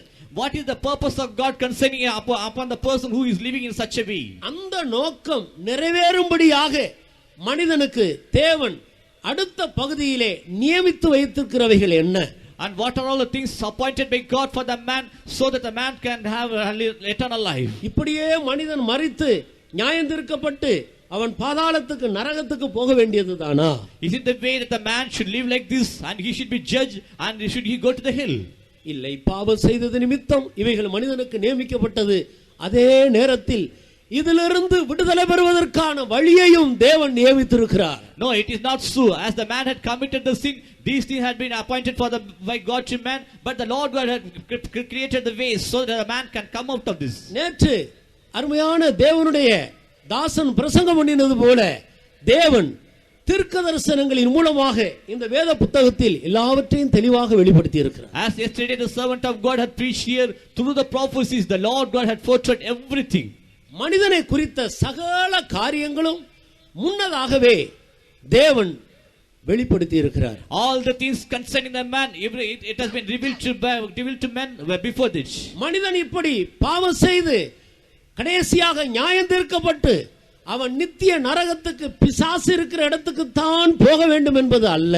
It is not that the man should live in a sinful way and he should be judged and he should go to the place where the hell is, where the devil is. மனிதனும் அந்த இடத்துக்கு போக கூடாது என்பதுதான் தேவனுடைய திட்டமாக இருக்கிறது. It is the plan of God that no man should go to that place. அதற்காகத்தான் தேவன் மனிதனுக்காக, மனிதனுடைய மீட்புக்காக சில காரியங்களை நியமித்திருக்கிறார். So only for that purpose, for the redemption of the man, the Lord God had appointed some of the things. அதற்காக தேவன் நியமித்தவைகள் என்ன? What are all the things appointed by God for man for that purpose? நாம் இஸ்ரவேல் ஜனங்களுடைய சரித்திரத்தை திரும்பி பார்க்கும்போது, when we look back into the history of the Israelites, இஸ்ரவேல் ஜனங்கள் அந்த நாட்களில் தேவனுடைய ஜனங்கள் என்று கருதப்பட்டார்கள். In the earlier days the Israelites were called as the children of God. இந்த ஜனங்கள் எல்லாம் எகிப்தில் பல வருடங்களாக அடிமைகளாக ஜீவித்துக் கொண்டிருந்தார்கள். These children of God, they were as slaves in the land of Egypt. இந்த மனிதர்களை ஆண்டவர் குறித்த நாளில் அங்கிருந்து வெளியே கொண்டு வருவேன் என்று முன்னதாகவே தீர்க்கதரிசனத்தின் மூலமாக வெளிப்படுத்தி இருந்தார். But before long that the Lord God had prophesied that these people that they on one appointed day that they will come out of the land of Egypt. சுமார் 400 வருடங்கள் அடிமைகளாகவும் 30 வருடங்கள் சுயாதீனர்களாகவும் இந்த இஸ்ரவேல் ஜனங்கள் எகிப்திலே ஜீவித்தார்கள். The Israelites, they led a life of a captive as slaves for 400 years, and for 30 years they led the life as in an independent way. முதல் 30 வருடங்கள் அவர்கள் சுயாதீனமாக ஜீவிக்க முடிந்தது. First 30 years that they led a very independent life in the land of Egypt. அதன் பிறகு நீண்ட 400 வருடங்கள் அவர்கள் அடிமைகளாக ஜீவித்தார்கள். After that for 400 long years that they were living as the captives. யாதொரு சுயாதீனமும் அவர்களுக்கு இல்லை. They doesn't have any independence of their own. ஆனால் ஆண்டவருடைய வார்த்தையின்படியே, முன்னறிவிப்பின்படியே அந்த ஜனங்கள் எகிப்திலிருந்து வருவதற்கு தேவன் நியமித்ததான காரியங்கள் வெளிப்படுத்தப்பட்டது. But before that itself, what was appointed for the Israelites, it was revealed. அதை பரிசுத்த பவுல் புதிய ஏற்பாட்டு காலத்தில் ஜீவிக்கிற மனிதர்களுக்கு தெளிவாக எடுத்து எழுதி புதிய ஏற்பாட்டு காலத்தில் மனிதனுடைய மீட்புக்காக தேவன் நியமித்த நியமத்தை அவர் வெளிப்படுத்துகிறார். And Saint Paul had written all these things for the New Testament people, and the purpose also it is written down. எபிரேயருக்கு எழுதின நிருபம் 11ஆம் அதிகாரம் 28வது வசனத்தை வாசிப்போம். Hebrews 11 chapter 28 verse. விசுவாசத்தினாலே உதர்பேனாளர்களை சங்கரிக்கிறவன் இஸ்ரவேலை தொடாதபடிக்கு அவன் பஸ்காவையும் இரத்தம் பூசுதலாகிய நியமத்தையும் ஆசரித்தான். பஸ்காவையும் இரத்தம் பூசுதலாகிய ஒரு நியமத்தையும் தேவன் அவர்களுக்கு கொடுத்து அதன் மூலம் அவர்கள் வெளியே கொண்டு வரப்பட்டதாக நாம் அறிகிறோம். And we know that because of the lamb of the Passover and by the sprinkling of blood, that the Israelites were taken out of the land of Egypt. எகிப்திலே ஜீவித்ததான இந்த ஜீவியம் ஒரு மனிதன் பாவத்தில் ஜீவிக்கிற காலத்துக்கு ஒப்பாக காணப்படுகிறது. And the life the Israelites lived in the land of Egypt, it's a shadow to the man who was living as in a sinful way in the present world. அன்றைக்கு இந்த ஜனத்தை வெளியே கொண்டு வரும்படியாக தேவன் அந்த ஜனங்கள் தேவனை நோக்கி முறையிட்ட போது இப்படி ஒரு வழியை உண்டாக்குகிறார். On the day the people of Israel who were leading their life in the bondage, on the day when they cried unto the Lord God revealed them in this proper way. ஒரு ஆட்டுக்குட்டியை பிடித்து அவர்கள் அடித்து அந்த இரத்தத்தை தங்களுடைய வீட்டின் வாசல் கால்களிலே பூசி இவ்விதமாக அழிவுக்கு தப்புவிக்கப்பட்டு எகிப்திலிருந்து வெளியே கொண்டு வரப்பட்டார். A lamb was killed there, and the blood of it was sprinkled over the side posts of the door, and they were delivered out of the land of Egypt because of the blood. அந்த ஆட்டுக்குட்டிக்கு பேர் பஸ்கா ஆட்டுக்குட்டி என்று சொல்லப்படுகிறது. And the name of the lamb is mentioned as the Paschal lamb or the Passover. இன்றைக்கு இந்த கடைசி நாட்களில் ஜீவிக்கிறதான மனிதர்கள் பாவத்திலிருந்து வெளியே வரும்படியாக இந்த நியமத்தை கைக்கொள்ள வேண்டும் என்று வேதம் சொல்லுகிறது. In these days, the man who is living in a sinful way, in order to come out of the sinful way, they also should observe this law. The word of God very clearly says. இன்றைக்கு இந்த பஸ்கா யாராக காணப்படுகிறது? Today, who is the Paschal lamb today? முதலாம் கொரிந்தியர் 5ஆம் அதிகாரம் 7வது வசனத்துக்கு நான் வரும் பொழுது 1 Corinthians 5th chapter 7th verse. கர்த்தராகிய இயேசுதான் நம்முடைய பஸ்காவாக இருக்கிறார் என்று பரிசுத்த பவுல் எடுத்து எழுதுகிறார். St. Paul says that Christ our Passover, that he is the Passover. வாசிங்க. ஆகையால் நீங்கள் புளிப்புள்ளவர்களாய் இருக்கிறபடியே புதிதாய் பிசைந்த மாவாய் இருக்கும்படிக்கு பழைய புளித்த மாவை புறம்பே கழித்து போடுங்கள். ஏனெனில் நம்முடைய பஸ்காவாகிய கிறிஸ்து நமக்காக பலியிடப்பட்டிருக்கிறாரே. ஹல்லேலூயா. Hallelujah. நம்முடைய பஸ்காவாகிய கிறிஸ்து இன்றைக்கு நமக்காக பலியிடப்பட்டிருக்கிறார். Our Paschal lamb, the Lord Jesus, he is sacrificed for us today. அவர் எப்படி பலியிடப்பட்டார் என்பதை நேற்றைய தினத்தில் நாம் தெளிவாக கேட்டோம். Yesterday we heard how the Lord Jesus was sacrificed for us. எப்படியெல்லாம் இயேசு கிறிஸ்து இன்றைக்கு பஸ்கா ஆட்டுக்குட்டியை போல அவர் துண்டிக்கப்பட்டு மனிதனுக்காக மரித்திருக்கிறார், எப்படி அவர் நமக்காக பஸ்காவானார் என்பதை குறித்து நாம் அறிந்தோம். How the Lord Jesus became a Passover for us, and we all know about it. இந்த இயேசு கிறிஸ்துவினுடைய இரத்தத்தின் மூலமாகத்தான் ஒரு மனிதன் பாவ ஜீவியத்திலிருந்து வெளியே வர முடியும். Only through the blood of the Lord Jesus Christ a man can come out of the sinful way. மரணம் மனிதனுக்காக நியமிக்கப்பட்டிருக்கிறது என்பதை எப்படி பூமியில் உள்ள எல்லா மனிதர்களும் ஒத்துக்கொள்ளுகிறோமோ அதுபோல ஒத்துக்கொள்ளக்கூடிய ஒரு உண்மைதான் இதுவாக இருக்கிறது. How every man in the world that they do accept that death is appointed for every man, in the same way this truth also is to be accepted by every man in the world. நித்திய அழிவிலிருந்து நரக தண்டனையிலிருந்து ஒரு மனிதன் வெளியே வரும்படியாக அருமையானவர்களே எந்த வித்தியாசம் இல்லாமல் நமக்காக பஸ்காவாகிய இயேசு கிறிஸ்து ஒப்புக்கொடுக்கப்பட்டு நியமிக்கப்பட்டிருக்கிறார். Beloved people, for every man that the Lord Jesus, the Passover, that he is appointed for every one of us. தேவன் தம்முடைய ஒரே பேரான குமாரனை விசுவாசிக்கிறவன் எவனோ அவன் கெட்டு போகாமல் நித்திய ஜீவனை அடையும்படிக்கு அவரை தந்தருளி இவ்வளவாக உலகத்தில் அன்பு கூர்ந்தார். For God so loved the world that he sent his only begotten son, and he loved the world in this way. இந்த முழு உலகத்தில் உள்ள எல்லா மனிதர்களும் பாவத்திலிருந்து விடுதலை பெற வேண்டுமானால், நித்திய நியாயத்தீர்ப்பிலிருந்து அழிவிலிருந்து வெளியே வர வேண்டுமானால், அருமையானவர்களே முழு உலகமும் விலகிக் கொள்ளக்கூடிய ஒரு உண்மை இருக்கிறது. அதுதான் பஸ்காவாகிய இயேசு கிறிஸ்து நமக்காக நியமிக்கப்பட்டிருக்கிறது. If all the mankind is to be delivered from the sinful way, dear beloved people, there is only one truth that we all should accept, is that the Lord Jesus, the Passover, that he is sacrificed for us. பாவ மன்னிப்புக்கு வேற வழியே கிடையாது. There is no other way for the forgiveness of our sin. எத்தனை சமுத்திரங்களிலே போய் நான் நீராடினாலும், Even though we may take bath in many kinds of oceans, எத்தனை மலைகளிலே போய் தேவர்களை தொழுது கொண்டாலும், even though we may worship God in many mountains, Kalvari சிலுவையில் மனிதனுக்காக பலியிடப்பட்டு தொங்குகிற இயேசு கிறிஸ்து அண்டையில் ஒரு மனிதன் வருகிற வரைக்கும் அவன் பாவத்திலிருந்து வெளியே வருவதற்கு வேறொரு வழி இல்லை. Till a man comes to the Lord Jesus Christ, who is hanging on the cross, he doesn't have any other way so that he can come out of the way of sinful life. பரலோகத்தில் இருக்கிற தேவன் மனிதனுக்காக நியமித்தது இந்த ஒரே ஒரு வழிதான். The Lord God who is in heaven, this is the only one way which has been appointed for man to come out of the sinful way. அவர் நமக்காக நியமிக்கப்பட்ட பஸ்காவாக இருக்கிறார். And he is the Passover who is appointed for us. ஆனபடியால் வேறு வழியே கிடையாது. So we have no other way. எந்த மனிதர்களா இருந்தாலும் சரி, Whosoever a man may be, பாவம் செய்யாத மனிதன் யாரும் இல்லை. there is no man who has not committed any sin in the world. எல்லா மனிதர்களும் அந்த ஆதி மனிதன் பாவம் செய்து விழுந்து போனானே அவனுடைய வம்சத்திலிருந்து வந்தவர்கள் தான். Every man that now we have come under the generation of the man who have committed the sin in the earlier days. பிறக்கும் போதே மனிதன் பாவத்தோடு தான் பிறக்கிறான். Even a man is coming into the world with the sin only.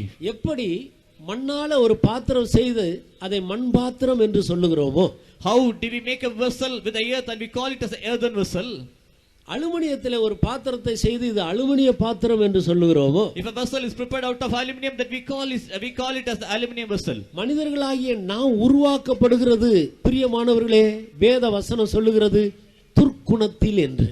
Beloved people, the very word of God very clearly says that we have been formed or created in the evil nature. தாவீது என்ற ஒரு தேவனுடைய மனிதன் புலம்பி அழுகிறான். And David, a man of God, that he was crying, நான் துர்க்குணத்தில் உருவாக்கப்பட்டேன். I was formed in iniquity. என் தாய் என்னை பாவத்தில் கற்பந்தரித்தார். My mother conceived me in sin.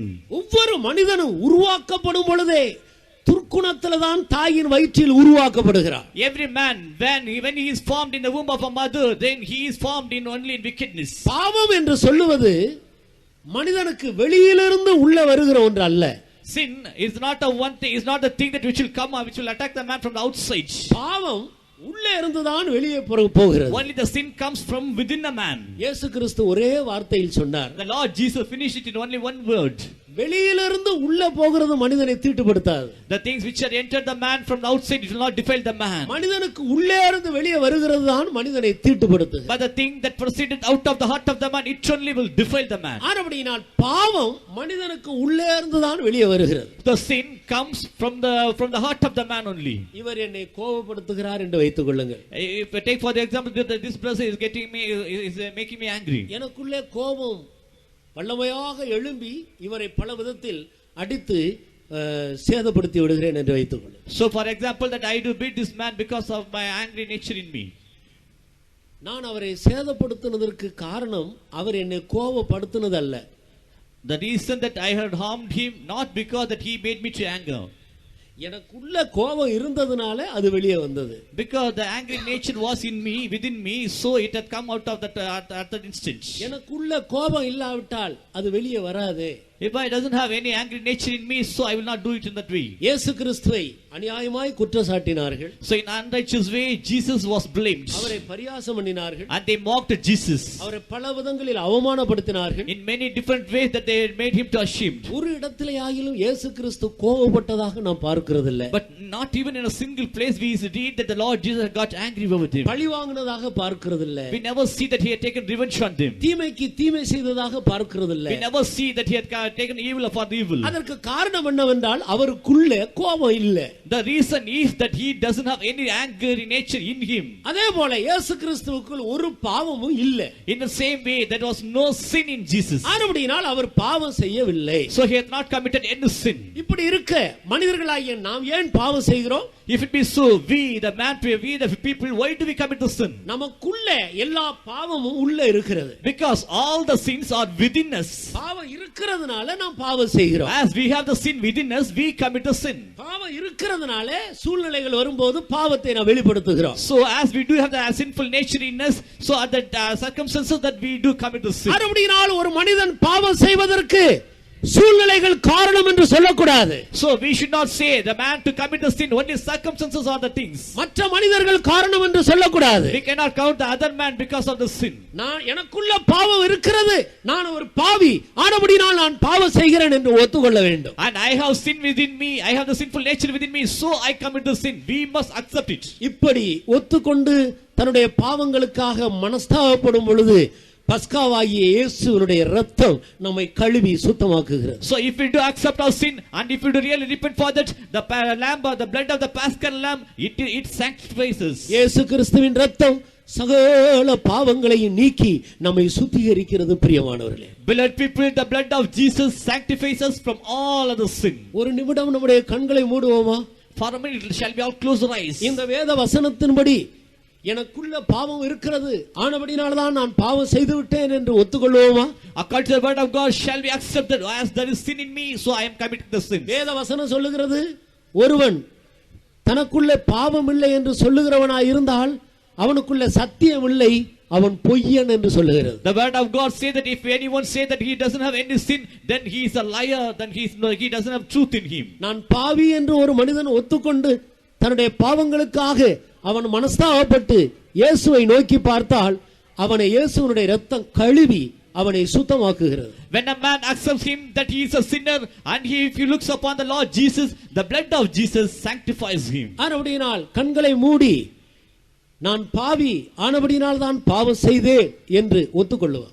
So shall we close our eyes and shall we say, oh Lord, because I am a sin, I have sin in me, so I am committing the sins. இன்றைக்கு வரைக்கும் நான் பாவத்திலே ஜீவிக்கிறேன், பாவம் செய்து கொண்டிருக்கிறேன் என்று உணர்த்தப்படுகிறவர்கள் ஒரு நிமிடம் கல்வாரியில் தொங்குகிற இயேசு கிறிஸ்துவுக்கு முன்பாக நம்மை ஒத்துக்கொண்டு தாழ்த்துவோமாக. Till this day, those who are committing the sins, let us today accept or look upon the Lord Jesus who is hanging on the cross for you, and let us accept our sins. ஆண்டவரே, இதுவரைக்கும் நான் பாவம் செய்வதற்கு சூழ்நிலைகள் காரணம், மற்றவர்கள் காரணம் என்று நான் சொல்லிக் கொண்டிருந்தேன். Oh Lord, till this day I was blaming the circumstances or the other persons because I do commit the sins. யாரு காரணம் அல்ல. But no one is the reason for this. இன்றைக்கு உம்முடைய வேத வசனம் என்னுடைய கண்களை திறந்திருக்கிறது. Today your word of God had opened my eyes. நான் பாவம் செய்ததற்கு நானே தான் காரணம் என்பதை விளங்கிக் கொண்டேன். Now I understood that I am committing the sin because of myself only. எனக்குள்ள பாவம் இருக்கிறது, ஆனபடியால் தான் நான் பாவம் செய்கிறேன். I have sin within me, so I commit the sin. நான் பாவி. Oh Lord, I am a sinner. என் பேரில் கிருபையாயிரும். Oh Lord, have mercy upon me. நான் பாவி. Oh Lord, I am a sinner. உம்முடைய இரத்தத்தால் என்னை கழுவும். Oh Lord, wash me by thy blood. நான் பாவி. Oh Lord, I am a sinner. இந்த நிலவரத்திலிருந்து விடுதலை பெற விரும்புகிறேன், எனக்கு உதவி செய்யும். Oh Lord, I have a desire to come out of this state. Oh Lord, help me. எந்த மனிதன் தன்னை பாவி என்று ஒத்துக்கொண்டு உண்மையாக தன்னை தாழ்த்துகிறானோ அவருடைய பாவங்களை இயேசு கிறிஸ்து தாமதமில்லாமல் மன்னித்து விடுகிறார். If any man humbles himself before the Lord Jesus, accepting that he is a sinner, without any delay, the Lord is washing away his sins. நாங்கள் எல்லாருமே ஒரு நாள் அப்படித்தான் இயேசுவினிடத்திலே பாவ மன்னிப்பை பெற்றுக்கொண்டோம். And we all who have come here, that once we receive the forgiveness of sin from the Lord Jesus in this way. இன்றைக்கு பாவம் செய்யாமல் ஜீவிக்க அவர் கிருபை கொடுத்து வருகிறார். Today the Lord helps us, gives us grace so that to lead a sinless life. இதை கேட்டுக்கொண்டிருக்கிற அருமையானவர்களே, Beloved people who do hear this, இதுவரைக்கும் நான் பாவம் செய்து கொண்டுதான் ஜீவிக்கிறேன் என்று இருதயத்தில் குத்தப்பட்டார். and if you have been repentant in your heart that still this time I am living with a sin, இயேசு கிறிஸ்து உங்களை நேசிக்கிறார். the Lord Jesus loves you. இந்த நிமிடம் கண்களை மூடின வண்ணமாக இயேசுவே பாவியாயே என் பேரில் கிருபையாயிரும் என்று சொன்னால் உடனடியாக இயேசு உங்களை மன்னிக்கிறார்.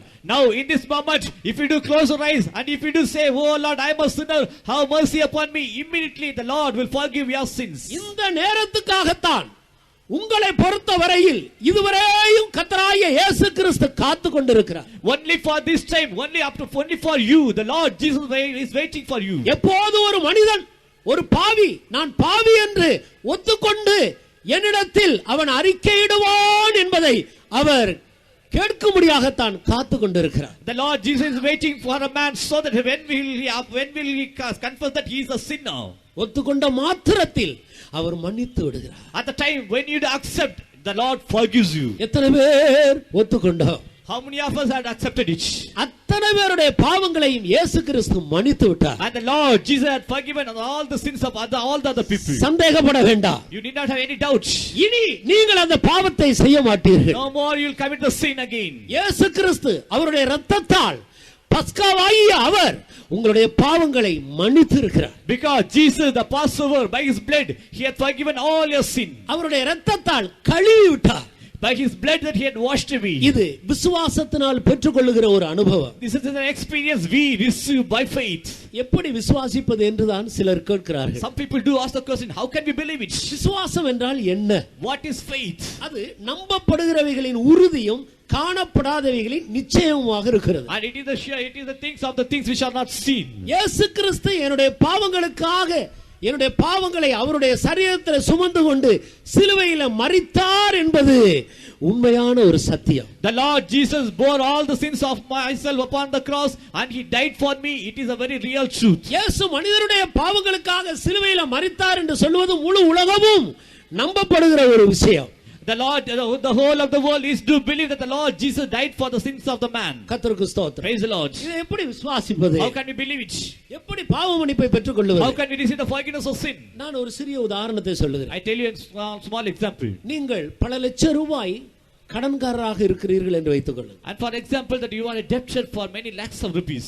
உங்களுடைய உங்களுக்கு கடன் கொடுத்தவர்கள் உங்களை நெருக்குகிறார்கள். Now the person who had given you the money, that the lender, now he is dispersing you now. அந்த நெருக்கம் தாங்க முடியாமல் தற்கொலை செய்து கொள்ளலாம் என்ற ஒரு முடிவுக்கு வந்து விடுகிறீர்கள். Sometime now you have come to the conclusion that you are not able to bear the lenders troubles, so you are committing the suicide now. உங்களுடைய நிர்பந்தமான நிலவரத்தை அந்த ஊர்ல இருக்கிற ஒரு பெரிய பணக்கார மனிதன் கண்டு உங்களுக்கு உதவி செய்யும்படி இறங்கி வருகிறார். A rich man, by seeing a miserable state, that he came to for your help. உங்களுடைய கஷ்டங்களை எல்லாம் அவரிடத்தில் சொன்னபோது, and when you say all of your troubles to him, சரி பயப்படாதீர்கள், உங்களுடைய கடனை எல்லாம் நான் கட்டி விடுகிறேன், நீங்கள் உங்களுக்கு வசதி வரும்போது மெதுவாக அதை கொடுங்கள் என்று சொல்லுகிறார் என்று வைத்துக் கொள்ளுங்கள். And if the rich man says, okay, I will earn all the money for you and you need not you repay all the debts, if he says so, இந்த வார்த்தையை நீங்கள் விசுவாசித்த உடனே உங்களுக்குள்ள ஒரு பெரிய மகிழ்ச்சி உண்டாகிறதை நீங்கள் உணரலாம். Immediately when you believe the words of the rich man, immediately you have a great joy in you that you can feel it. கர்த்தருக்கு ஸ்தோத்திரம். Praise the Lord. ஆனால் அந்த வார்த்தையை விசுவாசிக்காவிட்டால் உங்களுக்குள்ள எந்த சந்தோஷமும் வராது. But if you do not believe the words of the rich man, you will not have any joy in you. இவர் ஒரு நல்ல மனிதன், நிச்சயமாக நம்முடைய கடனை கட்டி விடுவார், நமக்கு ஒரு விடுதலை கிடைத்ததே என்று சொல்லி விசுவாசிக்கும் பொழுது உங்களுக்குள்ள ஒரு பெரிய ஒரு சந்தோஷம் உண்டாகிறதை உணரலாம். But at the same time, when we see that the rich man, that he is a good man, he will repay all my debts, then immediately you will have a great joy in you. இதே போலதான் சத்தியமுள்ள கர்த்தராகிய இயேசு கிறிஸ்து இன்றைக்கு நான் பாவி என்று ஒத்துக்கொண்டு என் பாவங்களை மன்னியும் என்று நீ மனஸ்தாபத்தோடு அவரிடத்தில் ஏறெடுத்தபடியினால் அவர் சொல்லுகிறார், உன் பாவம் மன்னிக்கப்பட்டது. In the same way to the Lord Jesus that you have cried and you have said that I am a sinner, so now your sins have been forgiven. இதை நாம் விசுவாசிக்க வேண்டும். Now we must believe it.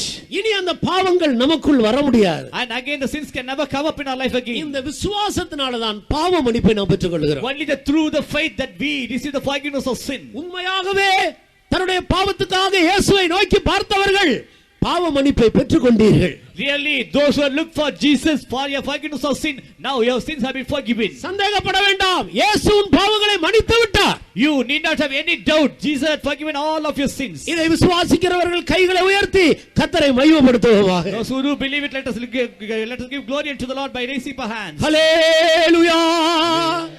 கர்த்தருடைய நாமத்துக்கு மகிமை உண்டாகட்டும். Glory be to the name of the Lord. இது மனிதனுடைய மீட்புக்காக தேவன் நியமித்த ஒரு நியமம். And these are all the laws which the Lord God has appointed for the redemption of the man. வேறு வழியே கிடையாது பிரியமானவர்களே. Beloved people, there's no other way. அடுத்ததாக இன்னொரு நியமத்தை சொல்லி முடிக்க விரும்புகிறேன். Nextly, I like to give you another law and I like to finish it with it. நீங்கள் வேத வசனத்தில் அப்போஸ்தல நடவடிக்கையின் புத்தகம் 22ஆம் அதிகாரம் 10வது வசனத்தை எடுத்து வாசித்தால், Acts of the Apostle 22nd chapter the 10th verse if we read, அங்கே ஒரு காரியம் ஒரு பாவிக்கு நியமிக்கப்பட்டிருக்கிறதாக நாம் காண்கிறோம். there one particular thing was appointed for a sinner. We read there. எடுத்து வாசியுங்கள். அப்பொழுது நான், ஆண்டவரே, நான் என்ன செய்ய வேண்டும் என்றேன். அதற்கு கர்த்தர், நீ எழுந்து தமஸ்குவுக்கு போ, நீ செய்யும்படி நியமிக்கப்பட்டதெல்லாம் அங்கே உனக்கு சொல்லப்படும் என்றார். தொடர்ந்து வாசி. அந்த ஒளியின் மகிமையினாலே நான் பார்வையற்று போனபடியினால் என்னோடு இருந்தவர்களால் கைலாக கொடுத்து வழிநடத்தப்பட்டு தமஸ்குவுக்கு வந்தேன்.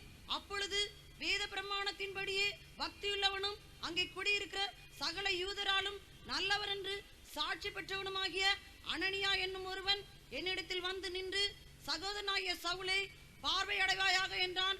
அந்நேரமே நான் பார்வையடைந்து அவனை ஏறிட்டு பார்த்தேன். அப்பொழுது அவன், நம்முடைய முன்னோர்களின் தேவனுடைய திருவுளத்தை நீ அறியவும், நீதிபரரை தரிசிக்கவும், அவருடைய திருவாய்மொழியை கேட்கவும் அவர் உன்னை முன்னமே தெரிந்து கொண்டார்.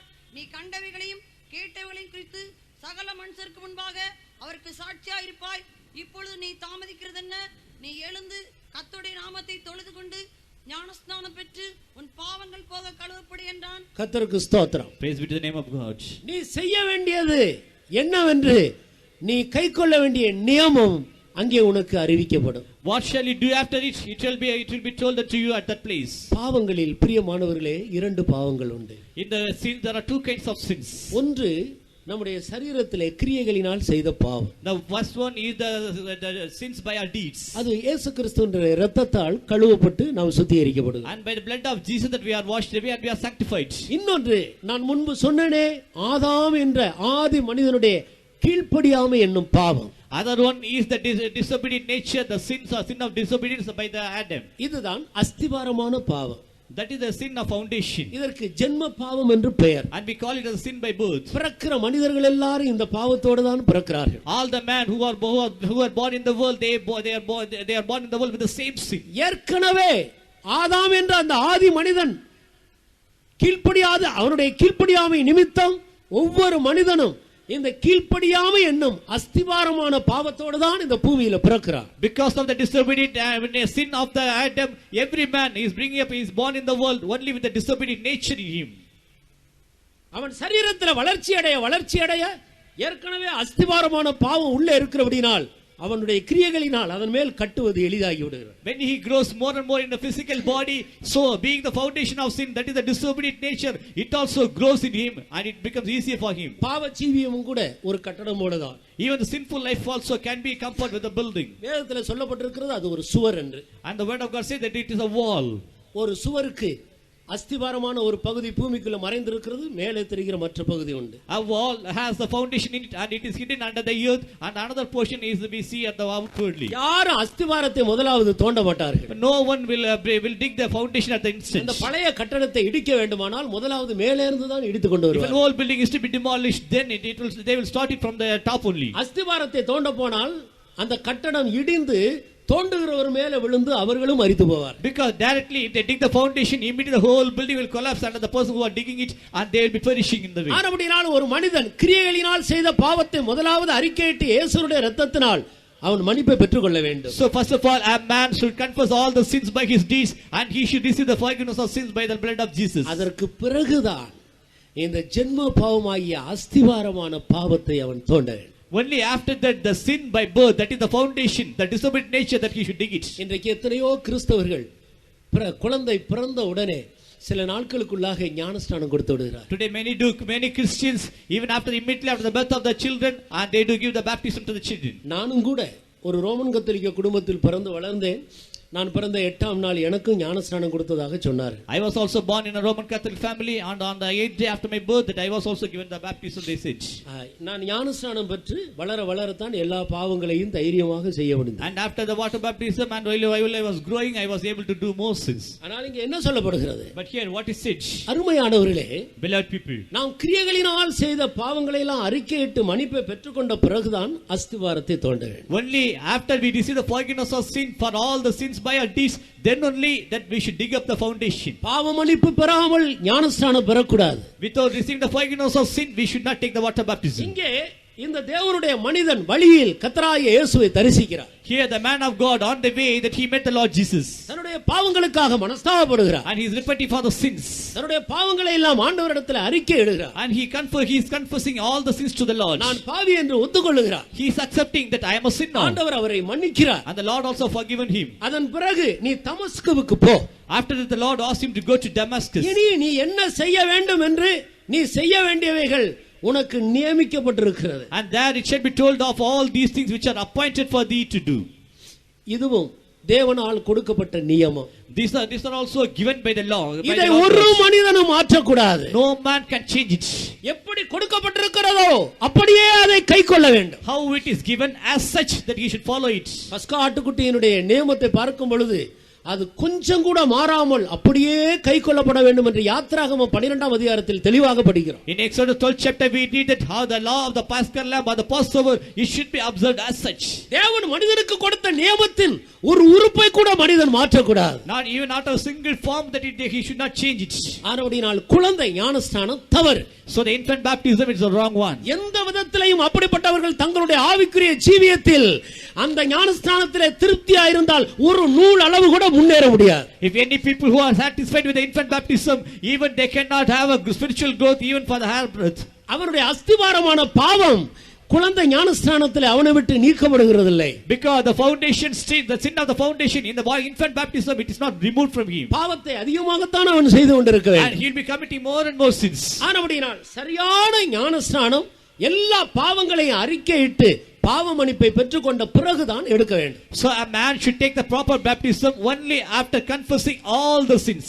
யோவான் ஸ்நானகன் யோர்தான் நதியிலே ஞானஸ்நானம் கொடுத்து வந்தார். John the Baptist that he gave water baptism at the river Jordan. ஜனங்கள் எல்லாரும் போய் தங்களுடைய பாவங்களை அறிக்கையிட்டு பிறகு ஞானஸ்நானம் பெற்றுக்கொண்டார். All the people went into John the Baptist and they confessed their sins and after that they were given the baptism. இந்த ஞானஸ்நானம் மனிதனுக்காக தேவனால் பரலோகத்திலிருந்து நியமிக்கப்பட்ட ஒன்றாக இருக்கிறது. This baptism is appointed by God for man. குறிப்பாக இதிலே 4 முக்கியமான காரியங்கள் வலியுறுத்தப்படுகிறது. 4 important things have been told here. ஒன்று, பாவங்களை எல்லாம் அறிக்கையிட்ட பிறகு இந்த ஞானஸ்நானம் பெற வேண்டும். First of all, after confessing all the sin that he should take the baptism. இரண்டாவது, நீங்கள் புறப்பட்டு போய் சகல ஜாதிகளையும் சீஷராக்கி பிதா குமாரன் பரிசுத்த ஆவியின் நாமத்தில் அவர்களுக்கு ஞானஸ்நானம் கொடுங்கள் என்று ஆண்டவர் கட்டளையிட்டார். ஆனபடியினால் பிதா குமாரன் பரிசுத்த ஆவியாகிய திருத்துவ தேவனுடைய நாமத்தில் ஞானஸ்நானம் பெற வேண்டும். Secondly, you go to all over the world and you make all of the people my disciples and you give the water baptism in the Father, Son and the Holy Ghost. மூன்றாவதாக முழுக்கு ஞானஸ்நானம் பெற்றுக்கொள்ள வேண்டும். Thirdly, immersion baptism that they should have. ஆனபடியினால் தான் தண்ணீர் மிகுதியாயிருந்த ஐனோன் என்னும் ஒரு இடத்தில் போய் இந்த யோவான் ஸ்நானகன் ஞானஸ்நானம் கொடுத்து வந்தார். So John the Baptist was giving the water baptism in the place where there was much water. The place was called as Ainon. இயேசு கிறிஸ்து கூட ஜலத்தில் இறங்கி ஞானஸ்நானம் பெற்று ஜலத்திலிருந்து கரையேறி வந்தார். Even the Lord Jesus went into the waters and he came out of the waters after taking the baptism. தண்ணீர் மிகுதியாயிருந்த ஒரு இடத்தை கண்டபோது எத்தியோப்பிய மந்திரிக்கு உதவியாயிருந்த ஒரு மனிதன், ராஜஸ்திரிக்கு உதவியாயிருந்த ஒரு மந்திரி, தண்ணீர் இதோ மிகுதியா இருக்கிறதே, தண்ணீர் இருக்கிறதே, தடை என்ன என்று கேட்கிறார். When the Ethiopian minister saw that when there was much water in the place, behold there is water, then why should he delay my baptism? ஆனபடியினால் முழுக்கு ஞானஸ்நானம் பெற்றுக்கொள்ள வேண்டும். So immersion baptism that we must have. ஞானஸ்நானம் கொடுக்கிறவர்கள் பரிசுத்த ஆவியினுடைய அபிஷேகத்தை பெற்றவர்களாக இருக்க வேண்டும். Those who are giving the baptism, they should have been anointed with the Holy Spirit. இந்த 4 காரியங்களுக்கு உட்பட்டு எடுத்துக்கொள்ளுகிற ஞானஸ்நானம் தான் வேதத்தில் தேவன் நியமித்த ஞானஸ்நானம். The baptism which contains all these 4 conditions, it is the baptism which has been very clearly mentioned in the Bible. இப்பொழுது நீ தாமதிக்கிறது என்ன? Now why do you delay now? பாவ மன்னிப்பு பெற்றவர்கள், Those who have the forgiveness of sin, சிலுவையில் மரித்த இயேசு கிறிஸ்துவை தரிசித்தவர்கள், those who had the vision of the Lord Jesus who died on the cross, எந்த விதத்திலையும் தாமதம் பண்ணாமல் உடனடியாக கீழ்ப்படிய வேண்டும். you should not delay in any way, but immediately you should obey. அப்படி கீழ்ப்படிந்தால் மட்டும்தான் அவருடைய ஆவிக்குரிய ஜீவியத்திலே தொடர்ந்து முன்னேறக்கூடியவர்களாக இருக்கிறார். Only if they obey, then only they can grow up in their spiritual life. இயேசு கிறிஸ்து அதற்கு மாதிரியாகத்தான் அவர் ஜலத்தில் இறங்கி ஞானஸ்நானம் பெற்று கரையேறி வந்தார். As a good model to us, the Lord Jesus went into the waters and he came out of the waters after taking the immersion baptism. கர்த்தராகிய இயேசு கிறிஸ்து இந்த பூமியில் மனிதனாக பிறந்தபடியினால் எல்லா நியமத்தையும் அவர் கைக்கொண்டார். As the Lord Jesus came into in the incarnation of man in the world, he followed all the laws of God. அவரே நமக்கு எல்லாவற்றுக்கும் மாதிரியாக இருக்கிறார். He is the example model for all of us. அவர் ஞானஸ்நானம் பெற்று கரையேறி வந்தபோது வானம் திறக்கப்பட்டது. Immediately after baptism when he came to the shore, the heavens had opened. உடனே பரிசுத்த ஆவியானவர் இறங்கி வந்து அவர் மேல் அமர்ந்தார். Immediately the Holy Spirit descended upon him. சரியான ஞானஸ்நானம் பெற்ற பிறகுதான் பரலோகம் திறக்கப்படும். Only after having the proper baptism the heavens will be opened. அதன் பிறகுதான் நீங்கள் பரலோகத்தில் இருக்கிறவர்களை பற்றிய வெளிப்படுத்துதல் பெற்றுக்கொள்ள முடியும். Only after that you can have the revelation about the people who are in heaven. பரிசுத்த ஆவி பெற்றுக்கொள்வதற்கு இந்த ஞானஸ்நானம் ஒரு சரியான வழிநடத்துகிற ஒரு சத்தியமாக இருக்கு. To receive the anointing of the Holy Spirit, the real water baptism is a proper way which can lead you in that way. சிலர் பல வருடங்களாக பரிசுத்த ஆவி பெறாமல் இருப்பதற்கு ஒருவேளை அவருடைய ஞானஸ்நானம் சரியில்லாததாக இருக்கலாம். அப்படி இருந்தால் அதை ஆராய்ந்து பாருங்கள். Few people might not have received the anointing of the Holy Spirit for many long years. If it be so, you please analyze whether you have taken the correct baptism or not. பரிசுத்த ஆவி தேவனால் மனிதனுக்கு கொடுக்கப்பட்டது. The Holy Spirit, it is given by God to man. அதை பெற்றுக்கொண்ட பிறகுதான் ஒரு மனிதன் தேவனுடைய ஆவியினால் நடத்தப்படுகிறான். Only after that a man is led by the Spirit of God. அருமையான நண்பனே, Beloved friends, இந்த பூமியில் பாவியாக ஜீவிக்கிற ஒரு மனிதன் அப்படியே மரித்து நித்திய நியாயத்தீர்ப்புக்குள் போய் அவன் நித்திய அழிவை சுதந்திரிக்காதபடி அவனை மீட்டுக் கொள்ளும்படியாக தேவன் வைத்திருக்கிற நியமத்தை கைக்கொள்ளுவான். in this world a sinful man, that he should not live in the sinful way and he should not have the judgment, eternal punishment, but he should come back and he should come under this way. இன்னும் நாம் மத சடங்காச்சாரத்துக்கு அடிமையாக இருக்க வேண்டாம். Let us not be a slave to the tradition of the religion. ஒரு மதமும் நமக்கு ஒரு மீட்பை கொண்டு வராது. No religion can give us a redemption. இயேசு கிறிஸ்து என்னும் ஒருவர்தான் மனிதனை மீட்க வந்தவர். Only the Lord Jesus came into the world to redeem the man. அவர்தான் தேவனால் மனிதனுக்கு நியமிக்கப்பட்ட ஒரு நியமமாக இருக்கிறார். He is the law appointed by God for the man. சத்தியங்கள் மனிதனுக்காக தேவன் நியமித்து கொடுத்திருக்கிறார். The truths have been appointed by God for the man. பேதுரு அப்போஸ்தலனிடத்தில் 3000 பேர் போய் இருதயத்தில் குத்தப்பட்டவர்களாக நாங்கள் என்ன செய்ய வேண்டும் என்று கேட்டார். About 3,000 persons in the days of St. Peter, they went to Peter and they asked, they have been pricked in their heart and they asked, what shall we do hereafter? பரலோகம் போவதற்கு நாங்கள் என்ன செய்ய வேண்டும்? What should we do to go to heaven? எங்களுடைய பாவத்திலிருந்து விடுதலை பெற நாங்கள் என்ன செய்ய வேண்டும்? To be delivered from our sins, what should we do now? இந்த பூமியிலே ஒரு பரிசுத்த வாழ்க்கை செய்ய நாங்கள் என்ன செய்ய வேண்டும்? To lead a holy life, what should we do in the present world? நாங்கள் கைக்கொள்ள வேண்டிய நியமங்களை எங்களுக்கு சொல்லி தாருங்கள். And teach us the laws which we ought to observe in this world. அப்போஸ்தலர் நடவடிக்கையின் புத்தகம் 2ஆம் அதிகாரத்தில் வரிசையாக சொல்லிக் கொடுக்கிறார். In the Acts of the Apostles 2nd chapter, very clearly it has been written. மனம் திரும்பி பாவ மன்னிப்பை பெற்றுக்கொள்ளுங்கள். Repent ye and receive the forgiveness of sins. சரியான ஞானஸ்நானம் பெற்றுக்கொள்ளுங்கள். Take the proper water baptism. பரிசுத்த ஆவி பெற்றுக்கொள்ளுங்கள். Receive the anointing of the Holy Spirit. எல்லா மாறுபாடுள்ள சந்ததியை விட்டு உங்களை விலக்கிக் கொள்ளுங்கள். You save yourself from this untoward generation. பாரம்பரியத்தை விட்டு வெளியே வாருங்கள். From all your tradition you come out. மத சடங்காச்சாரத்திலிருந்து வெளியே வாருங்கள். From all your regimental things you come out. மனித கற்பனைகளை விட்டு வெளியே வாருங்கள். And you come out from the commandments of the man.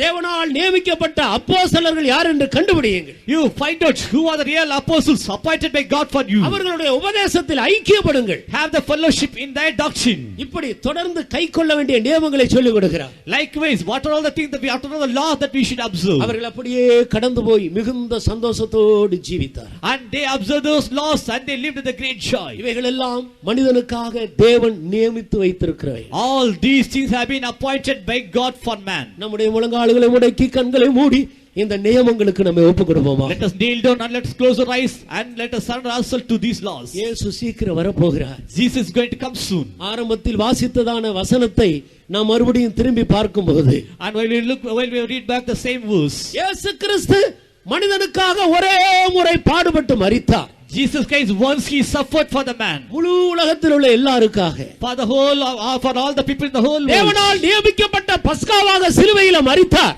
And as a paschal lamb that he died on the cross for the man. அதே இயேசு மீண்டும் வரப்போகிறார். The same Jesus is going to come back soon. யாருக்காக? For whom? பாவமில்லாமல் அவளோடு காத்து கொண்டிருக்கிற பரிசுத்தவான்களை சேர்க்க முடியாது. For the sinless saints who are ardently waiting for the second coming of the Lord Jesus. தேவனுடைய நியமங்களை கைக்கொள்ளுவோம். Let us follow the laws of God. இயேசு கிறிஸ்து பரிசுத்தவான்களை சீக்கிரம் வரப்போகிறார். Jesus is going to come soon to gather the saints of God. இன்றைக்கு இந்த வசனங்களை கேட்ட ஒவ்வொருவரும் இந்த நியமங்களுக்கு உட்பட்டு பரிசுத்தவான்களாய் ஜீவித்து அவரை சந்திக்க ஆயத்தப்படுவோம். Today, those who have heard all these laws of God, let us lead a holy life and let us be prepared to meet Him. கர்த்தர் நமக்கு உதவி செய்வார். May God help us. மனமாறி மறுபடி பிறந்திடாயாய மகிபரின் ராஜ்யம் காண கூடுமோ மனமாறி மறுபடி பிறந்திடாயாயில் மகிபரின் ராஜ்யம் காண கூடுமோ பிறந்தாலும் ஆவியாலும் பிரவேசிப்பாய் தேவராஜ்யத்தில் பிறந்தாலும் ஜனத்தாலும் ஆவியாலும் பிரவேசிப்பாய் தேவராஜ்யத்தில் வாசல் நீண்டு ஆசையாய் தட்ட நேசரிசுவுக்கும் உள்ளம் திறவாயோ வாசலை நீண்டு ஆசையாய் தட்டு நேசரிசுவுக்கும் உள்ளம் திறவாயோ மனமாறி மறுபடி பிறந்தீடாயாகில் மகிழ்வரி ராஜ்யம் காண கூடுமோ மனமாறி மறுபடி பிறந்தீடாயாகில் மகிழ்வரி ராஜ்யம் காண கூடுமோ பிறந்தாலும் இறந்தாலும் ஆவியாலும் பிரவேசி பாய்தேவ ராஜ்யத்தில் பிறந்தாலும் இறந்தாலும் ஆவியாலும் பிரவேசி பாய்தேவ ராஜ்யத்தில் வாசலை நீண்டு ஆசையாய் தட்டு நேசரிசுவுக்கும் உள்ளம் திறவாயோ வாசலை நீண்டு ஆசையாய் தட்டு நேசரிசுவுக்கும் உள்ளம் திறவாயோ பாவியே ஒருபோதும் கல்லாது நேசு வாவென்று உன்னை அழைக்கிறாரே பாவியே ஒருபோதும் கல்லாது நேசு வாவென்று உன்னை அழைக்கிறாரே வாசலை நீண்டு ஆசையாய் தட்டு நேசரிசுவுக்கும் உள்ளம் திறவாயோ வாசலை நீண்டு ஆசையாய் தட்டு நேசரிசுவுக்கும் உள்ளம் திறவாயோ வாசலை நீண்டு ஆசையாய் தட்டு நேசரிசுவுக்கும் உள்ளம் திறவாயோ வாசலை நீண்டு ஆசையாய் தட்டு நேசரிசுவுக்கும் உள்ளம் திறவாயோ Hallelujah. நேசரிசுவுக்கும் உள்ளம் திறவாயோ Hallelujah. Hallelujah. Hallelujah. Hallelujah. Hallelujah. Shall we all stand up? நாம் எல்லாரும் எழுந்து நிற்போம். The Lord has already spoken with us from the very throne above. தேவன் ஏற்கனவே உன்னதமான தம்முடைய சிங்காசனத்திலிருந்து நம்மோடு பேசிவிட்டார். Yes, it is the appointment of God that everyone should die and to face the judgment. ஒவ்வொருவரும் மரிப்பதும் பின்பு நியாயத்தீர்ப்பு அடைவதும் அது தேவனால் ஒவ்வொரு மனிதன் மேலும் நியமிக்கப்பட்டதாக இருக்கிறது. We heard from the word of God that it was not appointed by God for man to die in the beginning. ஆரம்பத்தில் ஆதியிலே மனிதன் மரிக்க வேண்டும் என்பது தேவனால் அது முன்குறிக்கப்பட்ட ஒன்று அல்ல என்று நாம் ஆதியிலே கேட்டோம். Man was created to live in the presence of God. தேவ சமூகத்திலே வாழ வேண்டும் என்று தான் மனிதன் சிருஷ்டிக்கப்பட்டான். Only after he committed sin, he was dead and he was cut off from the life of God. அவன் பாவம் செய்த பிற்பாடுதான் மரித்து தேவனை விட்டு விலகி தூரமாய் போய்விட்டான். Today we can praise God because God has appointed other appointments for us that we will be able to come back to God. நாம் தேவன் அண்டையில் திரும்பி சேரும்படியாக தேவன் நமக்கு இப்படிப்பட்டதான நியமிப்புகளை தேவன் நமக்கு வைத்திருக்கிறபடினால் நாம் இன்றைக்கு தேவனை ஸ்தோத்திரிக்கக்கூடியவர்களாக இருக்கிறோம். For the precious Lamb of God, our Lord and Savior Jesus Christ, who has been appointed for us our salvation, shall we praise God for him. நம்முடைய ரட்சிப்பின் நிமித்தமாக நமக்காக நியமிக்கப்பட்டதான நம்முடைய விலையேற பெற்றதான இரட்சகரும் ஆண்டவருமாகிய நம்முடைய பஸ்காவாகி ஆண்டவர் இயேசு கிறிஸ்துவுக்காய் கர்த்தரை ஸ்தோத்திரிப்போம். Hallelujah, hallelujah, hallelujah, hallelujah, hallelujah. Amen, amen, amen, amen. Hallelujah, hallelujah, hallelujah, hallelujah, hallelujah. To come back to the presence of God, we heard that God made another appointment that we should take baptism according to the word of God. நாம் தேவன் அண்டையில் கிட்டி சேரும்படியாக தேவன் மற்றொரு ஒரு நியமிப்பை வைத்திருக்கிறார். நாம் தண்ணீர் ஞானஸ்நானம் எடுக்க வேண்டும் என்பதே அந்த நியமமாக இருக்கிறது. If there is anyone here who have not obeyed the truth of water baptism, once again the Lord is reminding the glorious appointment that he has made for you. இங்கு யாராவது தண்ணீர் ஞானஸ்நானம் எடுக்காதவர்களாக இருப்பீர்கள் என்றால் தேவன் மறுபடியுமாக நீங்கள் தண்ணீர் ஞானஸ்நானம் எடுக்கும்படியாக உங்களை நினைப்பூட்டுகிறார். that you may go to the kingdom of God. இவ்விதமாக நீங்கள் தேவனுடைய ராஜ்யத்துக்குள் கடந்து செல்லும்படியாக, you may come back to the presence of God. தேவ சமூகத்துக்கு நீங்கள் வரும்படியாக, that God has appointed the truth that you may be obedient to the word of God. கர்த்தருடைய வார்த்தைக்கு நீங்கள் கீழ்ப்படியும்படியாக தேவனே சத்தியத்தை நியமித்திருக்கிறார். Let's praise God for that. அதற்காக நாம் கர்த்தரை ஸ்தோத்திரிப்போம். Hallelujah. Hallelujah. Hallelujah, hallelujah, hallelujah, hallelujah. Dear friend, you have not come here by chance or by accident. அருமையான நண்பா, திடீரென ஏதோ ஒரு விபத்து நடப்பது போல நீங்க வந்து சேரவில்லை. It is by the divine appointment tonight you are here. நீ தெய்வீகமான ஒரு நியமத்தால் தான் இங்கு இருக்கிறாய். You cannot postpone the appointment which God has made for you. தேவன் உன்னை சந்திக்கும்படியாக வைத்திருக்கிற இந்த நியமத்தை நீ தள்ளி போட இயலாது. Neither can you prepone the appointment which God has made for you. தேவன் உனக்காக நியமித்தவைகளை நீ முன்கூட்டியும் சந்திக்க முடியாது. If you are willing to obey the appointment of God, meet with God, you will be a blessed person. நீ தேவனுடைய நியமத்தை சந்திக்கிற வேலையை நீ அறிந்தவராக அவனை நீ சந்திப்பாய் என்றால் நீ ஒரு பாக்கியவானாக நீ இருப்பாய். You are here tonight because God appointed for you to be here. நீ இங்கு இருக்கும்படியாக தேவன் உன்னை நியமித்து சந்திக்கும்படியாக இருக்கிறபடினாலே இங்கு இருக்கிறாய். Whatever your problem be tonight, இந்த ராத்திரி வேளையிலே உன் பிரச்சனை எதுவாக இருக்கட்டும், whatever your burden be tonight, உன் பாரம் எதுவாக இந்த ராத்திரி இருக்கட்டும், whatever your battles be tonight, நீ சந்திக்கிற யுத்தங்கள் போராட்டங்கள் எதுவாக இருக்கட்டும், whatever the sufferings that you are going through tonight, இந்த ராத்திரி வேளையில் நீ கடந்து செல்கிறதான பாடுகள் எதுவாக it இருக்கட்டும், is the appointment of God that you should be delivered. நீ விடுதலையாக்கப்பட வேண்டும் என்பதை தேவன் உன்னை குறித்ததாக இருக்கிறது. God has already decided to deliver you from all your problems tonight. இந்த ராத்திரி வேளையில் உன்னுடைய எல்லா பிரச்சனைகளிலிருந்து விடுதலையாக்க வேண்டும் என்று தேவன் நியமித்திருக்கிறார். All what you have to do is to open your heart and receive Jesus in your life. நீ செய்ய வேண்டியதெல்லாம் உன் உள்ளத்தை திறந்து இயேசுவை உன் உள்ளத்துக்குள் ஏற்றுக்கொள்ள வேண்டும் என்பதே. Tonight if you open your heart, இந்த ராத்திரி நீ உன் உள்ளத்தை திறந்தால் you will be able to see God working on your behalf. தேவன் உன் நிமித்தமாக செயல்படுவதை நீ காண்பாய். The Lord is knocking at the door of your heart. ஆண்டவர் உன் இதய கதவுகளை தட்டுகிறார். If you open your heart, நீ உன் இதயத்தை திறந்தால், if you give a chance to Jesus, இயேசுவுக்கு ஒரு வாய்ப்பை கொடுத்தால், if you open your heart, நீ உன் உள்ளத்தை திறந்தால், if you surrender your life to Jesus, உன் ஜீவியத்தை இயேசுவுக்கு ஒப்புக் கொடுத்தால்,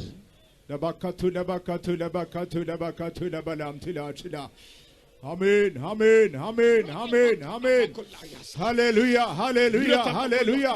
Oh, the Lord is standing by you. கர்த்தர் உன் பட்சமாய் The நிற்கிறார். Lord is standing by you. கர்த்தர் உன் பட்சமாய் நிற்கிறார். Touching you by His hand. அவர் தம்முடைய கரத்தினால் உன்னை தொடுகிறார். Delivering you from all your problems tonight. உன்னுடைய எல்லா பிரச்சனைகளில் இருந்து இந்த ராத்திரி வேளை உன்னை விடுவிக்கிறார். Open your heart. உன் இதயத்தை திற. Open your heart. உன் உள்ளத்தை திற. Receive Jesus. இயேசுவை ஏற்றுக்கொள். Receive Jesus. இயேசுவை ஏற்றுக்கொள். Get deliverance. நீ விடுதலை பெற்றுக்கொள். Deliverance. விடுதலை. Be healed. நீ சுகமாக. Be healed in Jesus' name. இயேசுவின் நாமத்தில் சுகமாக. Amen, amen, amen, amen, amen, amen, amen, amen. Amen, amen, amen, amen, amen. சோர்ந்திடும் உள்ளங்கள் உணர்வடைய, மாய்ந்திடும் சரீரங்கள் உயிரடைய. சோர்ந்திடும் உள்ளங்கள் உணர்வடைய, மாய்ந்திடும் சரீரங்கள் உயிரடைய. மாண்டிடும் சக்திகள் அகன்றுடவே, அண்டி வரும் எமக்கு நிச்சயம் தருமே. ஆண்டிடும் சக்திகள் அகன்றுடவே, அண்டி வரும் எமக்கு நிச்சயம் தருமே. சோர்ந்திடும் உள்ளங்கள் உணவடைய, வாழ்ந்திடும் சரீரங்கள் உயிரடைய. சோர்ந்திடும் உள்ளங்கள் உணவடைய, வாழ்ந்திடும் சரீரங்கள் உயிரடைய. ஆண்டிடும் சக்திகள் அகன்றுடவே, அண்டி வரும் எமக்கு நிச்சயம் தருமே. ஆண்டிடும் சக்திகள் அகன்றுடவே, அண்டி வரும் எமக்கு நிச்சயம் தருமே. சோர்ந்திடும் உள்ளங்கள் உணவடைய, வாழ்ந்திடும் சரீரங்கள் உயிரடைய. சோர்ந்திடும் உள்ளங்கள் உணவடைய, வாழ்ந்திடும் சரீரங்கள் உயிரடைய. ஆண்டிடும் சக்திகள் அகன்றுடவே, அண்டி வரும் எமக்கு நிச்சயம் தருமே. ஆண்டிடும் சக்திகள் அகன்றுடவே, அண்டி வரும் எமக்கு நிச்சயம் தருமே. ஆண்டிடும் சக்திகள் அகன்றுடவே, அண்டி வரும் எமக்கு நிச்சயம் தருமே. ஆண்டிடும் சக்திகள் அகன்றோடவே அடிவரும் எமக்கு நிச்சயம் தருமே ஆண்டிடும் சக்திகள் அகன்றோடவே அடிவரும் எமக்கு நிச்சயம் தருமே ஆண்டிடும் சக்திகள் அகன்றோடவே அடிவரும் எமக்கு நிச்சயம் தருமே ஆண்டிடும் சக்திகள் அகன்றோடவே அடிவரும் எமக்கு நிச்சயம் தருமே ஆண்டிடும் சக்திகள் அகன்றோடவே அடிவரும் எமக்கு நிச்சயம் தருமே ஆண்டிடும் சக்திகள் அகன்றோடவே Hallelujah. நிச்சயம் தருமே ஆண்டிடும் சக்திகள் அகன்றோடவே அடிவரும் எமக்கு நிச்சயம் தருமே ஆண்டிடும் சக்திகள்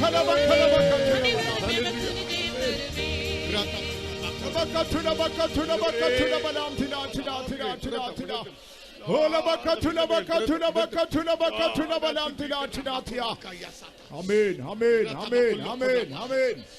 Amen, amen, amen. Oh, the power of God is moving in our midst. தேவ வல்லமை நம்முடைய மத்தியில் அசைவாடி கொண்டிருக்கிறது. It is the appointment of God that you should be delivered tonight. இந்த ராத்திரி வேளையில் நீ விடுதலையாக்கப்பட வேண்டும் என்பது தேவன் நியமித்ததாக Oh, இருக்கிறது. the power of God is moving in our midst. தேவ வல்லமை நம்முடைய மத்தியில் அசைவாடுகிறது. It is the appointment of God that you should be healed tonight. நீ இந்த ராத்திரியில் சுகமாக வேண்டும் என்பது தேவன் நியமித்ததே. It is the appointment of God that you should not go back as you came over here. நீ வந்த பிரகாரமாக திரும்பி போக வேண்டும் என்பது தேவன் உனக்காக நியமித்ததல்ல. There is healing in Jesus' name tonight for you. இயேசுவின் நாமத்திலே இந்த ராத்திரி வேளையிலே உனக்கு சுகம் உண்டு. He's knocking at the door of your heart. இதோ அவன் உன் இதய கதவை தட்டிக் கொண்டிருக்கிறான். Open your heart. உன் உள்ளத்தை திற. Open your heart. உன் உள்ளத்தை திற.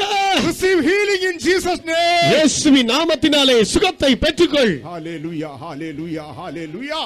சோர்ந்திடும் உள்ளங்கள் உணர்வடைய Oh, வாழ்ந்திடும் சரீரங்கள் உயிரடைய சோர்ந்திடும் உள்ளங்கள் உணர்வடைய வாழ்ந்திடும் சரீரங்கள் உயிரடைய ஆண்டிடும் சக்திகள் அகன்றுடவே அடிவரும் எமக்கு நிச்சயம் தருமே ஆண்டிடும் சக்திகள் அகன்றுடவே அண்டிவரும் எமக்கு நிச்சயம் தருமே சோர்ந்திடும் உள்ளங்கள் உணவடைய வாழ்ந்திடும் சரீரங்கள் உயிரடைய சோர்ந்திடும் உள்ளங்கள் உணர்வடைய வாழ்ந்திடும் சரீரங்கள் உயிரடைய ஆண்டிடும் சக்திகள் அகன்றுடவே அண்டிவரும் எமக்கு நிச்சயம் தருமே ஆண்டிடும் சக்திகள் அகன்றுடவே அடிவரும் எமக்கு நிச்சயம் தருமே சோர்ந்திடும் உள்ளங்கள் உணவடைய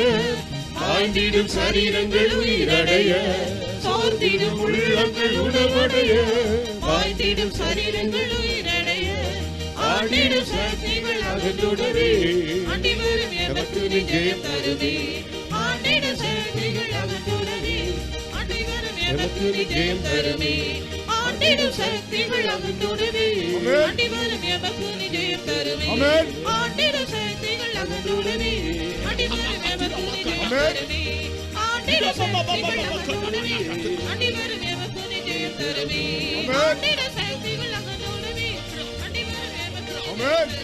Hallelujah, hallelujah, hallelujah, hallelujah.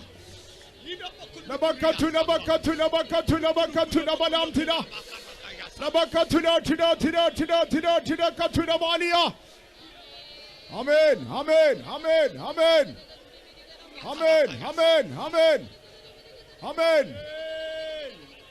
Tonight the Lord is breaking all the bindings of enemy from your life. இதோ இந்த ராத்திரி வேளையிலே உன் வாழ்விலே இருக்கிற சத்துருவின் கட்டுகளிலிருந்து கர்த்தர் உன்னை விடுதலையாக்கி கொண்டிருக்கிறார். The Lord is setting you free from all the bindings of Satan tonight. சாத்தானின் அனைத்து கட்டுகளிலிருந்து கர்த்தர் இந்த ராத்திரி வேளையிலே உன்னை விடுதலையாக்குகிறார்.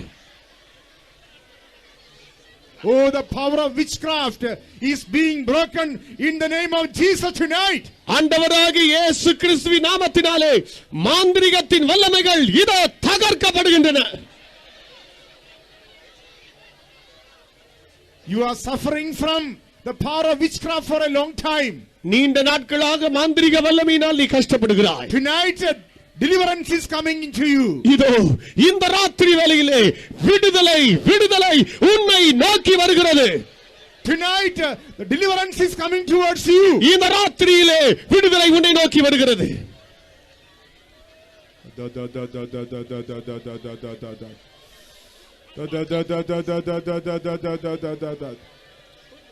Amen, amen, amen, amen. ரத்தத்தாலே விடுதலையே, Amen. ரத்தத்தாலே விடுதலையே,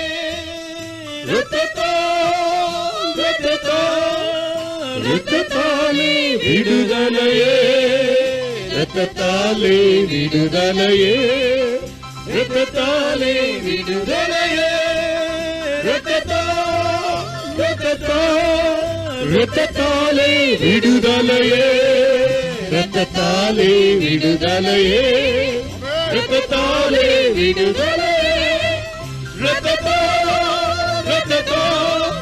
இரத்தத்தாலே விடுதலையே, இரத்தத்தாலே விடுதலையே, இரத்தத்தாலே விடுதலையே,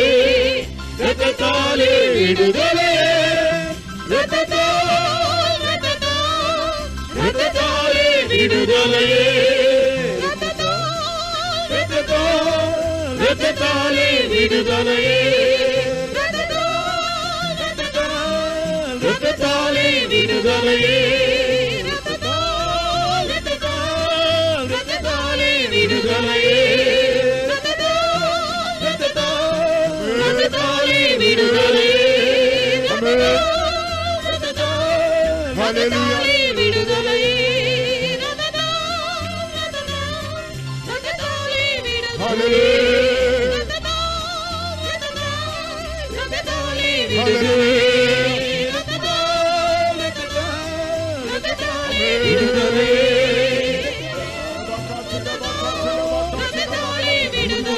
இரத்தத்தாலே விடுதலையே, Hallelujah. Hallelujah. Hallelujah. Hallelujah. Hallelujah. Beloved ones, we heard the testimony of a dear brother in whom God did many miracles. அருமையானவர்களே, அநேக அற்புதங்களை செய்ததான ஒரு சகோதரனின் சாட்சியை தான் நாம் கேட்டோம். Yes, our Jesus is the same yesterday, today and forever. ஆம், நமது ஆண்டவராகிய இயேசு கிறிஸ்து நேற்றும் இன்றும் என்றும் மாறாதவராகவே இருக்கிறார். Whatever your sickness be tonight, உன்னுடைய வியாதி இந்த ராத்திரியில் எதுவாக இருக்கட்டும், you could be a person who got rejected by the doctors of this world like that brother was. இந்த உலகத்தில் இருக்கிறதான மருத்துவர்கள் அந்த சகோதரனை கைவிட்டது போல நீயும் கைவிடப்பட்ட ஒரு ஆளாக நீ இருக்கலாம். Medical science would have failed in your life. மருத்துவ விஞ்ஞானம் உன் வாழ்விலே அது உதவி செய்ய கூடாமல் இருக்கலாம். But tonight we would like to tell you Jesus is alive. ஆனாலும் இந்த ராத்திரி வேளையிலும் உன்னை பார்த்து ஒன்று சொல்ல வாஞ்சிக்கிறோம், இயேசு ஜீவிக்கிறார். Our Jesus is alive. நம்முடைய இயேசு ஜீவிக்கிறார். Yes, our Jesus is நம்முடைய alive. இயேசு ஜீவிக்கிறார். He is alive to touch you and heal you. அவர் உன்னை தொடும்படியாகவும் சுகமாக்கும்படியாக He ஜீவிக்கிறார். is touch you to deliver you. உன்னை விடுதலையாக்கும்படியாக ஜீவிக்கிறார். That Jesus is in our midst. அந்த இயேசு நம்முடைய மத்தியில் இருக்கிறார். Jesus is moving in our அந்த midst. இயேசு நம்முடைய மத்தியில் அசைவாடுகிறார். Jesus is walking in our midst. அந்த இயேசு நம்முடைய மத்தியில் அசைவாடுகிறார்.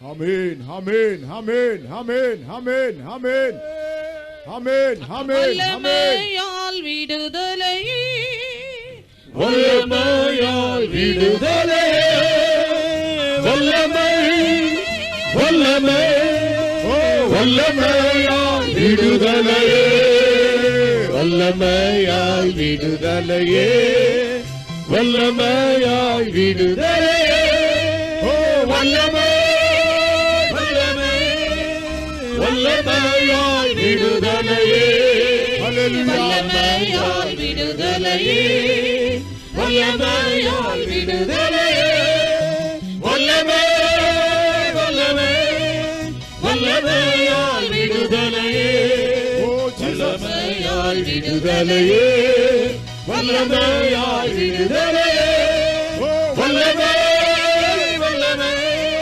வல்லமையால் விடுதலையே, வல்லமையால் விடுதலையே, Hallelujah. வல்லமையால் விடுதலையே, வல்லமை வல்லமை விடுதலையே வல்லமையால் விடுதலையே வல்லமையால் விடுதலையே வல்லமை வல்லமையால் விடுதலையே வல்லமையாய் விடுதலையே வல்லமையால் விடுதலையே ஹல்லேலூயா வல்லமையால் விடுதலையே வல்லமையால் விடுதலையே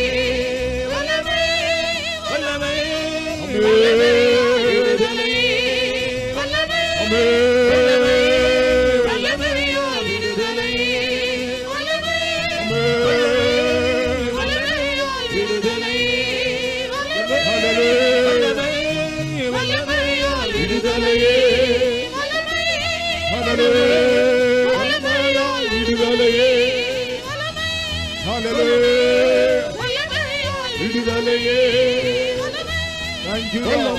Thank you, Lord. Thank you, Lord. Thank you, Lord. Thank you, Lord. Thank you, Lord. Thank you, Lord. Thank you, Lord.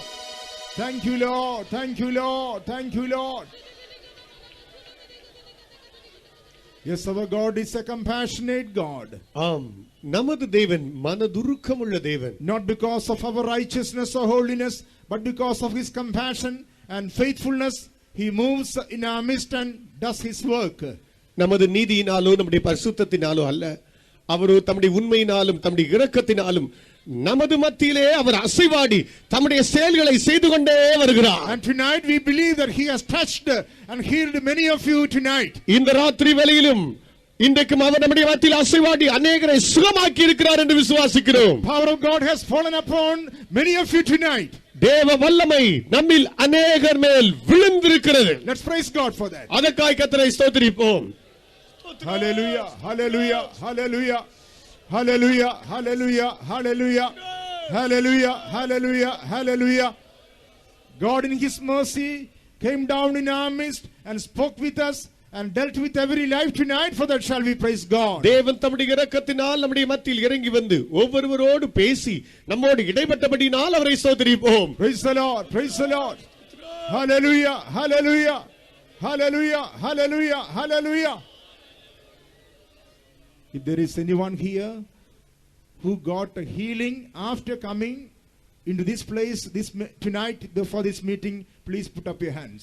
இந்த ராத்திரி வேளையிலும் இந்த இடத்துக்கு வந்த பிற்பாடு இந்த கூட்டத்தில் சுகம் பெற்றவர்கள் மாத்திரம் உங்களுடைய கரத்தை உயர்த்துங்கள். After coming here, if you received any healing, deliverance, please lift up your hands. இங்கு வந்த பிற்பாடு விடுதலையோ சுகத்தையோ பெற்றவர்கள் உங்களுடைய கரத்தை உயர்த்துங்கள். Let's praise God for these precious souls. The Lord may continue to bless them and keep them ready for the kingdom of God. இந்த விலையேற பெற்ற இந்த ஆத்துமாக்களுக்காக நாம் கர்த்தரிடத்தில் நாம் ஸ்தோத்திரம் பண்ணுவோம். தேவன் தாமே இவர்களை ஆயத்தப்படுத்தி அப்படி ராஜ்யத்துக்கு தகுதியாக்கும்படியாய் கர்த்தரை ஸ்தோத்திரிப்போம். Praise the Lord, praise the Lord, praise the Lord, praise the Lord, praise the Lord, praise the Lord, praise the Lord, praise the Lord, praise the Lord, praise the Lord, praise the Lord.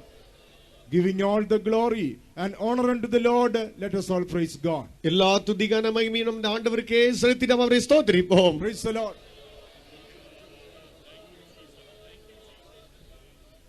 Our loving and gracious Father, we praise you and thank you, Lord, for commanding your presence in our midst tonight and blessing thy people with your glory, O God.